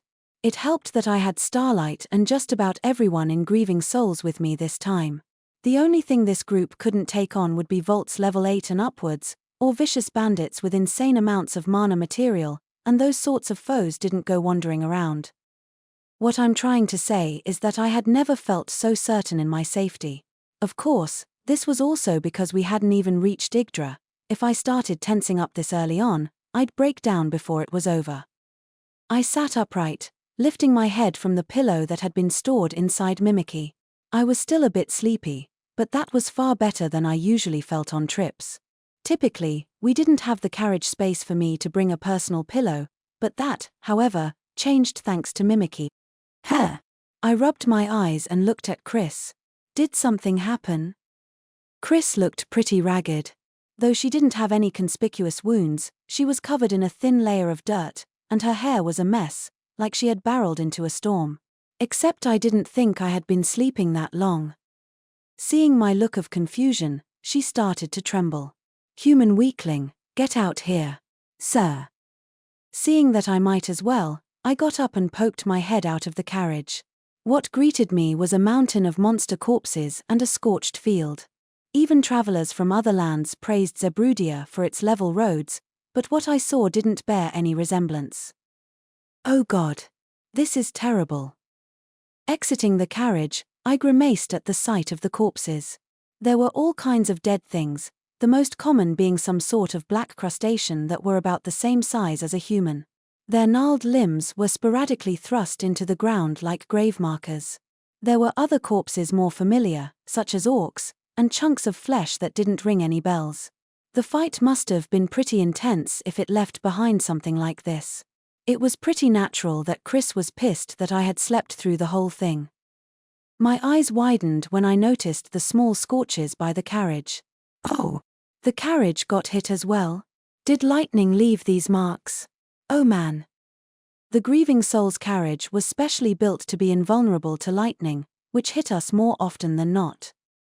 Man, not many monsters can use lightning. If that horde included monsters that could throw bolts, well, I'm glad I was asleep. As I nodded to myself, Chris looked to the side and said, that wasn't the enemy. That was us. Chem. How come? And more importantly, Liz and friends left this mess to us while they went off to chase the enemy, sir. What? That's ridiculous. Sure, it looks like it was a tough battle, but with her speed, Liz never lets anyone flee. I heard a clank and turned to see Citri crawling out from the shadow of the corpse heap. Like Chris, she was covered in dirt. In her arms was a wide sword with blue and gold embellishments. So you're up, she said with a cough. Good morning, Krai. Ignoring her surroundings, she gave me a blossoming smile. I had a lot I wanted to ask, but that smile threw me off before I could open my mouth. I cleared my throat. Oh, morning. It looks like you guys had a rough time out here. Where's Krai? I sent him off with Lizzie.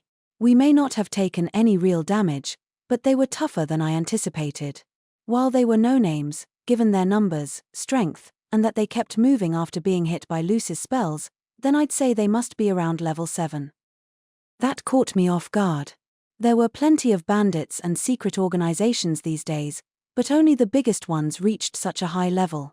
To put things into perspective, that's the same tier as Ark and Arnold. More importantly, though, if Citri said they were no-names, that meant they were humans, right? They had been shouting about bandits, but the corpses in that mound belonged to monsters, so I was sure that's what had attacked us.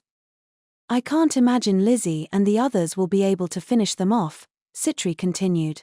Perhaps they could if Luke were with them, but some of those monsters they commanded were quite powerful. They mentioned primevals. Oh, primevals? But hold on. Commanding monsters? Isn't that supposed to be impossible? For the time being, I furrowed my brow and nodded like I was some expert or something. Indeed, Citri said, the smile not extending past her lips. One of them introduced herself. The sovereign descendant, the hand that guides the Manabloods, Adler the Monster Lord. Adler Disrard of Nocturnal Parade. So she said. Monster Lord. Adler the Monster Lord, huh? Nocturnal Parade doesn't sound familiar either.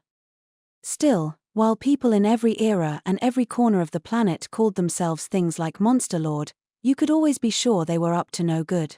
Most of them weren't much, but looking at the battlefield they left behind, I was starting to think that might not be the case this time. Just my luck that this had to happen on the way to Yggdra. I cleared my throat, turned to Chris, then Citri. Let's call off the chase.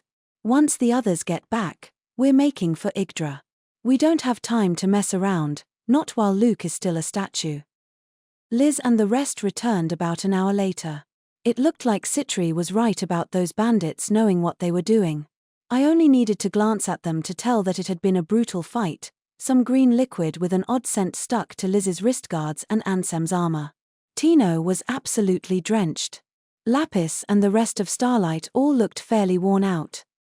Sitting atop Mimikyu, I greeted them with a shake of my head. Tino looked like a puppy left out in the rain when she saw me. Some insects' bodily fluids got on us, Lucia explained with a sigh. I did what I could to wash it off, but I can't get rid of the scent. I'm assuming one of Siddy's potions will do the trick. Oh my, how terrible. Here, tea. Citri grinned and gleefully peppered Tino with some mysterious, viscous potion. I knew her potions always worked, but it still hurt to watch. When Liz removed her wrist guards, I saw that her hands were shaking, which was very rare for her. Shit, I've never seen a centipede monster like that, she muttered. I know insectoids don't go down easily, but that thing was tough as a rock and kept kicking even after I crushed its head and tied it up. Ansem groaned. It was unaffected by lightning and cold air. Lapis had lived much longer than any of us and knew far about monsters, yet even she was scowling. I've heard that some prevail monsters have unbelievable vitality, though I never thought I'd encounter one. There's nothing we can do, Eliza said, not the only one sapped of motivation. What the hell are those bandits if they made first-rate hunters talk like this? Then, much to my surprise, I realized they hadn't brought anything back with them. Chem, don't tell me you didn't take any trophies? When you had almost the entire party? I know Citri had suggested they might not be able to finish them off, but it wasn't often they chased down bandits and came back empty-handed. Yeah. I'm real sorry, Liz said. I guess we just aren't equipped for what they had. Though we might have gotten them if Luke were here. A lot of them were tough, not just the centipede. While we were struggling with them, those guys riding on top got away. I'm sorry, Master, Tino added, drenched and disheartened. You've gotten sturdy lately, haven't you? I see, I said. Well, it's no big deal. Bandits were nothing but trouble, and the stronger they were, the more disagreeable they tended to be. Though I didn't think it would happen this time, bandits would often come back for more, simply because we failed to finish them off once. Brother. Lucia looked bewildered. How can you sound so arrogant when you didn't do anything? Yeah, she's right, sir, Chris added, waving her arms. I mean, could you blame me? There's no way I was gonna fight a giant centipede. I didn't even want to look at it. I'll be honest, I had a particular distaste for insectoid monsters. Slimy bugs that made creaky sounds and didn't fear death had given me hell plenty of times already. Liz, looking deflated, hastily continued, but it's fine, I'm pretty sure they won't fall unless we bring 'em down. Did she think I was looking at her funny or something? I've never seen most of those monsters before, and I don't think most level 5s or 6 could take them on. Does this mean we really shouldn't have let them get away? Well, it's fine. I'll just pretend I didn't hear anything. That reminds me, what was that sword you had, Citri? Ah. One of the bandits was a swordsman with fairly high mana material, she told me. Lizzie managed to take him down before he could adjust to her speed. I'm sure if Luke had been there, he would have wanted to fight that young man. The wielder himself was recovered in the chaos, but I managed to get his sword. So I thought you might like it. Liz was fast even for a thief. With that and her strength, she could often run around swordsmen, known for their low endurance. If Citri was able to get the sword, shouldn't she have captured the owner instead?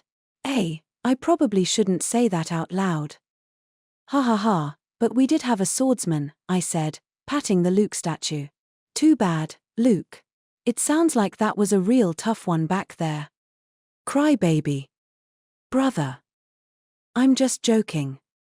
If Liz and Citri were both wishing he had been there, then this really was a bad time for him to be stone. Normally, he'd go charging out there without anyone saying anything, and before he could be sure what he was up against. HMPH. It'll be more work, but we should report this to the Explorers Association, Lapis said, though she didn't look at all happy about it. Though we reduced their numbers a bit, they're too atypical to let go. Not just anyone can find prevail monsters, much less command them. So she wanted to report this. I could understand why, and knew that it was the right thing to do, but I had other ideas. If we gave the report, I was all but certain that I would be the one asked to eliminate those bandits. I could barely believe that we had run into an enemy that this party couldn't finish off. Next time, they would be familiar with our tactics, and they were definitely capable of developing countermeasures. This was a job for Ark. As Citri already stated, Yggdra is our priority, I said. We'll send the Explorers Association a letter or something. Understood. I'll pass the message along at the next town we reach. I could always count on Citri. Except last time, when she had been out of whack.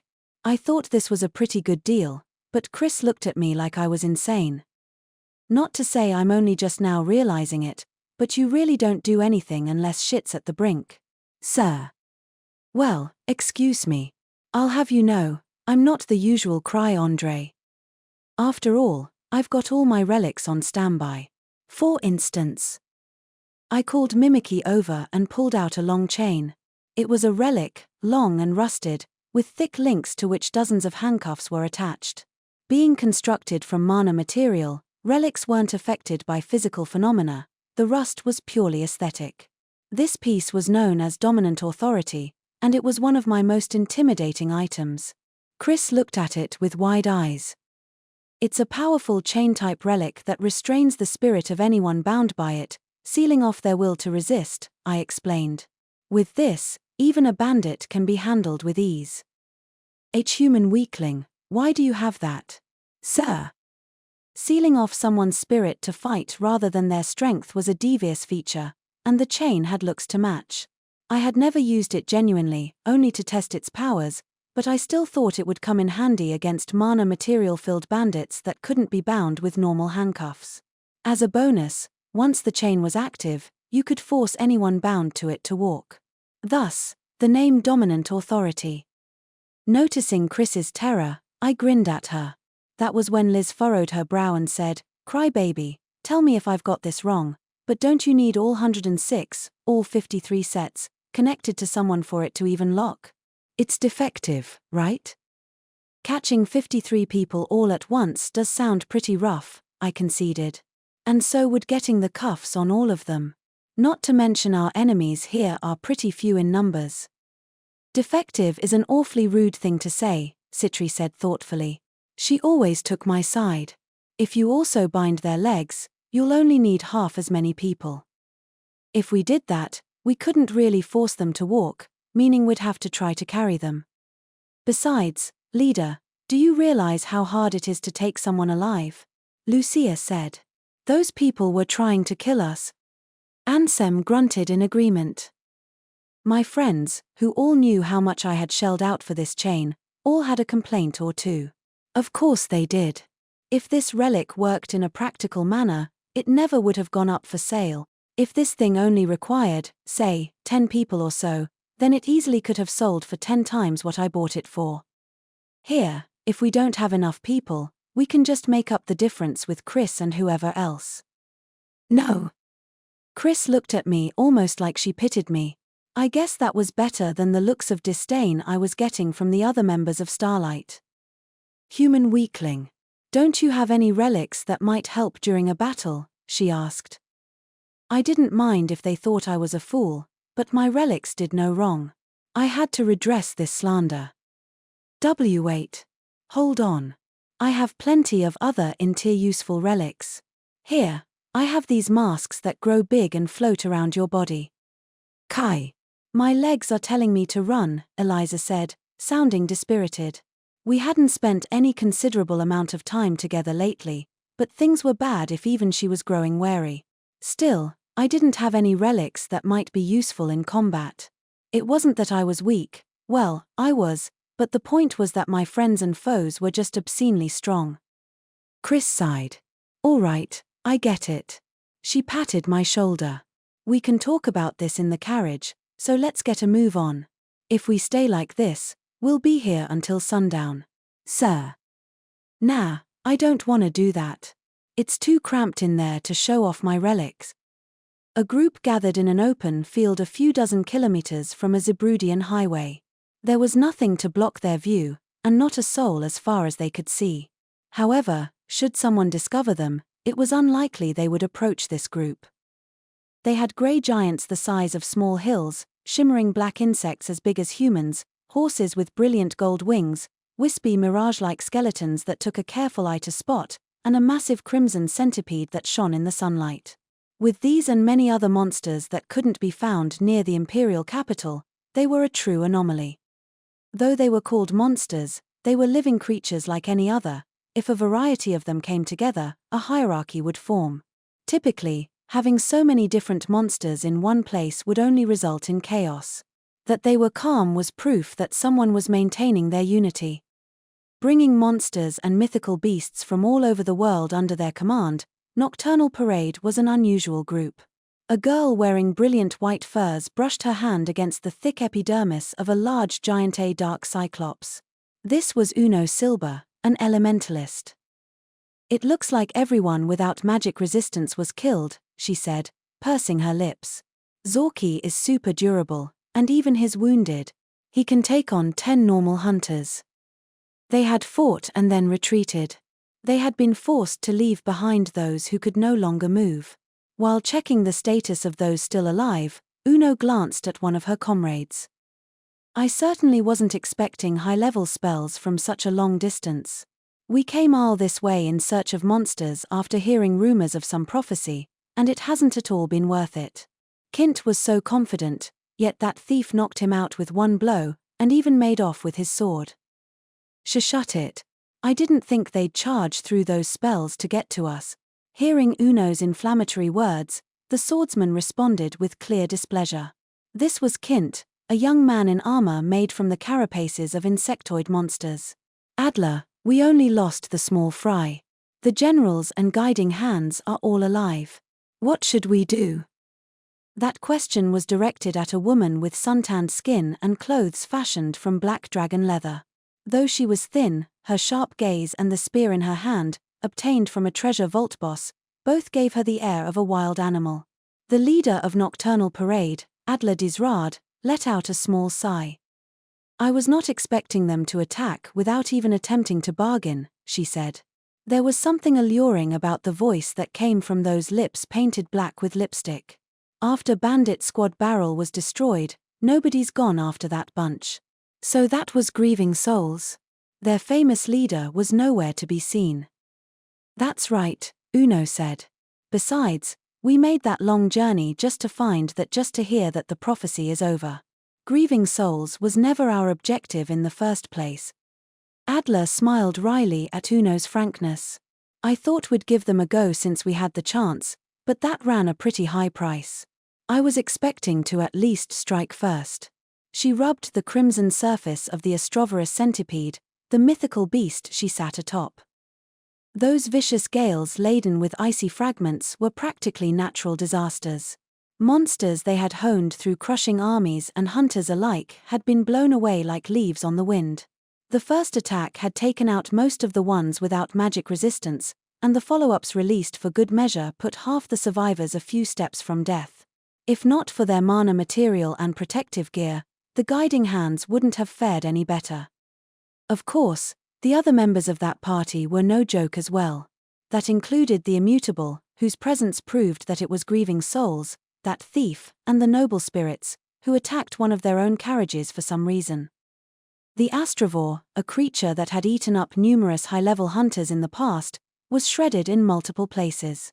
The damage had been healed thanks to its high regenerative powers, but Adler had been shocked to see something easily break through the defenses of her beloved Astrovore.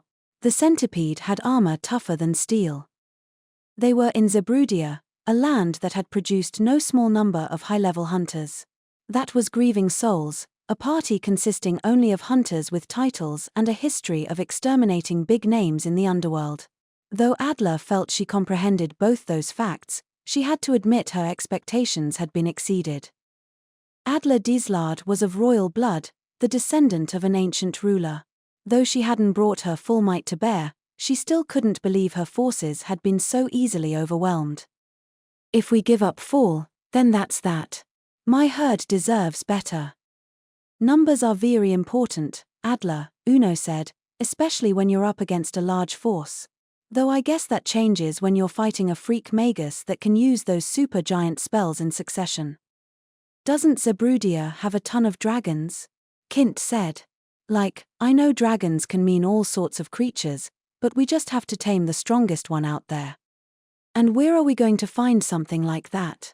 Last time, we climbed a snowy mountain all for nothing, and I have no desire to do it again. Adler's band had traveled from their distant homeland to Zebrudia in order to tame new monsters and strengthen their armies. But when bringing in new monsters, there was still a need to be particular about your selection. The larger a herd got, the slower they moved and the more you had to worry about food. Even putting aside long-term considerations, blindly increasing numbers was still a bad idea when gathering comrades. A large herd ran a greater risk of being discovered and attacked. While Adler was confident they could beat a professional army, even a pestilent bug could be a source of irritation. It's a real shame, she said. I was hoping we might get our hands on whatever menace appeared in the imperial capital. There had been rumors of some fiend that knights and hunters had failed to handle. A unit that could take down a swarm of warriors would be worth its weight in gold for Adler. But now that it was gone, there was nothing they could do. Zebrudia had a number of thick ley lines, which were necessary to create powerful monsters. She was sure they would be able to make up for what they had lost fighting Grieving Souls. Suddenly, she recalled an earlier conversation. The astravore she sat atop trembled, making a low hissing sound. Come to think of it, I hear grieving souls have a genuine love for battle, and often fight tough monsters for the sake of it. They say they've slain a number of named mutants and potential ones. Chem? What do you mean by potential ones? Kint's eyes widened. He liked to tame sword-wielding monsters, which were extraordinarily rare. If they just have the potential, that means not many people know about them, right? If there's no bounty, then there's no reason to slay them. Treasure hunting was just another job. If the risk didn't match the reward, then it was only normal not to act. If a monster posed a mortal threat, then only a maniac would attempt to kill it before a bounty was placed. That's why she said they have a genuine love for battle, Uno insisted. Lady Adler, what do we do? Her innocent voice drew out a sigh from Adler. While they had found that grieving souls was stronger than their reputation suggested, that didn't mean they had lost yet. The astravore was fine, along with some of Adler's other top monsters. Looking at Uno and Kint, she smiled. We can't say we've been beaten without giving them a proper fight, can we? They looked like they were in a real hurry, and I've got a personal interest in them. Let's see what this land's hunters have to offer. She pulled out a very distinctive violet hand mirror. It was adorned with garish wings and had an eye engraved on the back. What appeared to be a simple tool was actually a monster known to only a few. With no fighting powers or survivability, this odd specimen was likely made by some higher race. Manifest mirror, I, Adler, Lord of the Manabloods, command you, show me the 1000 trick. Receiving the order, the eye wriggled around. The surface of the mirror shone, and the image rippled for a moment. Adler could barely believe what the mirror was showing her. There was a young man with black hair and an unremarkable face. He didn't have that particular aura she saw in all-powerful people. He looked like any ordinary person. Yet that wasn't what surprised her. Looking over Adler's shoulder, Uno's cheek twitched. Are those monsters? She asked fearfully. The mirror's image showed the 1000 tricks riding atop a treasure chest, guiding it like a carriage driver. Numerous masks floated around him like satellites, while the members of grieving souls they had encountered earlier sighed with exasperation. Those were monsters. They must be monsters. Adler found herself saying must be because even with all her expertise on monsters, she had never seen or heard of anything like them. A treasure chest capable of dynamic movement, and masks that floated about protectively. The last time they had found a kindred spirit was Kint. Could he be a guiding hand? Guiding hands were people with the special power to subjugate and control monsters. Since antiquity, their extraordinary powers had made them targets of ostracism. Even now, those born like this were fated to be treated as enemies of the world. Though guiding hands were very real, the existence of their powers was kept a secret due to their inherent danger, and very few people even knew the term guiding hand. But, Lady Adler, Uno said, he doesn't have the same presence as we. Whether they were aware of it or not, all guiding hands had a distinct presence. However, this man did not. Yet at the same time, the fact that he didn't try to hide his powers suggested immense confidence. Uno and Kint had been different. Until Adler discovered them, they didn't know what their powers meant or how to use them. They had been resigned to living like weaklings. But this man, the 1000 tricks, was different. He had a perfect grasp of his potential. Adler had a strong premonition even if they chose not to pursue grieving souls here, it was inevitable that they would one day greet them as enemies. All of a sudden, the 1000 tricks looked up slightly, his eyes meeting theirs. The manifest mirror only reflected distant sights, there was no way he could possibly be making eye contact. Still, Adler's heart skipped a beat, a vague fervor welling up inside her. A smile formed on her face. A monster lord of similar strength, with powerful minions. She had never so much as imagined that such a person might exist. No doubt, this would be the strongest foe she had ever fought. But Adler walked a path she had chosen, knowing that it made her an enemy to mankind. Oh, I get it, Uno said. Inside that armor, the Immeasurable's a monster. I always had trouble thinking such a big person could exist. Maybe the one that hit me is also a monster, Kint added. No way a human would charge into one of those tornadoes. Neither of them sounded nervous. Apparently, their terror had only lasted a moment. Victory should be possible for them if the 1,000 tricks really had as few monsters as it seemed. However, for Adler, choosing not to pursue had never been an option to begin with. As she licked her lips, the 1,000 tricks averted his gaze, almost as if to say he wasn't interested. Watching him, she whispered a quiet declaration. There's no need for two lords. Your monsters will be mine.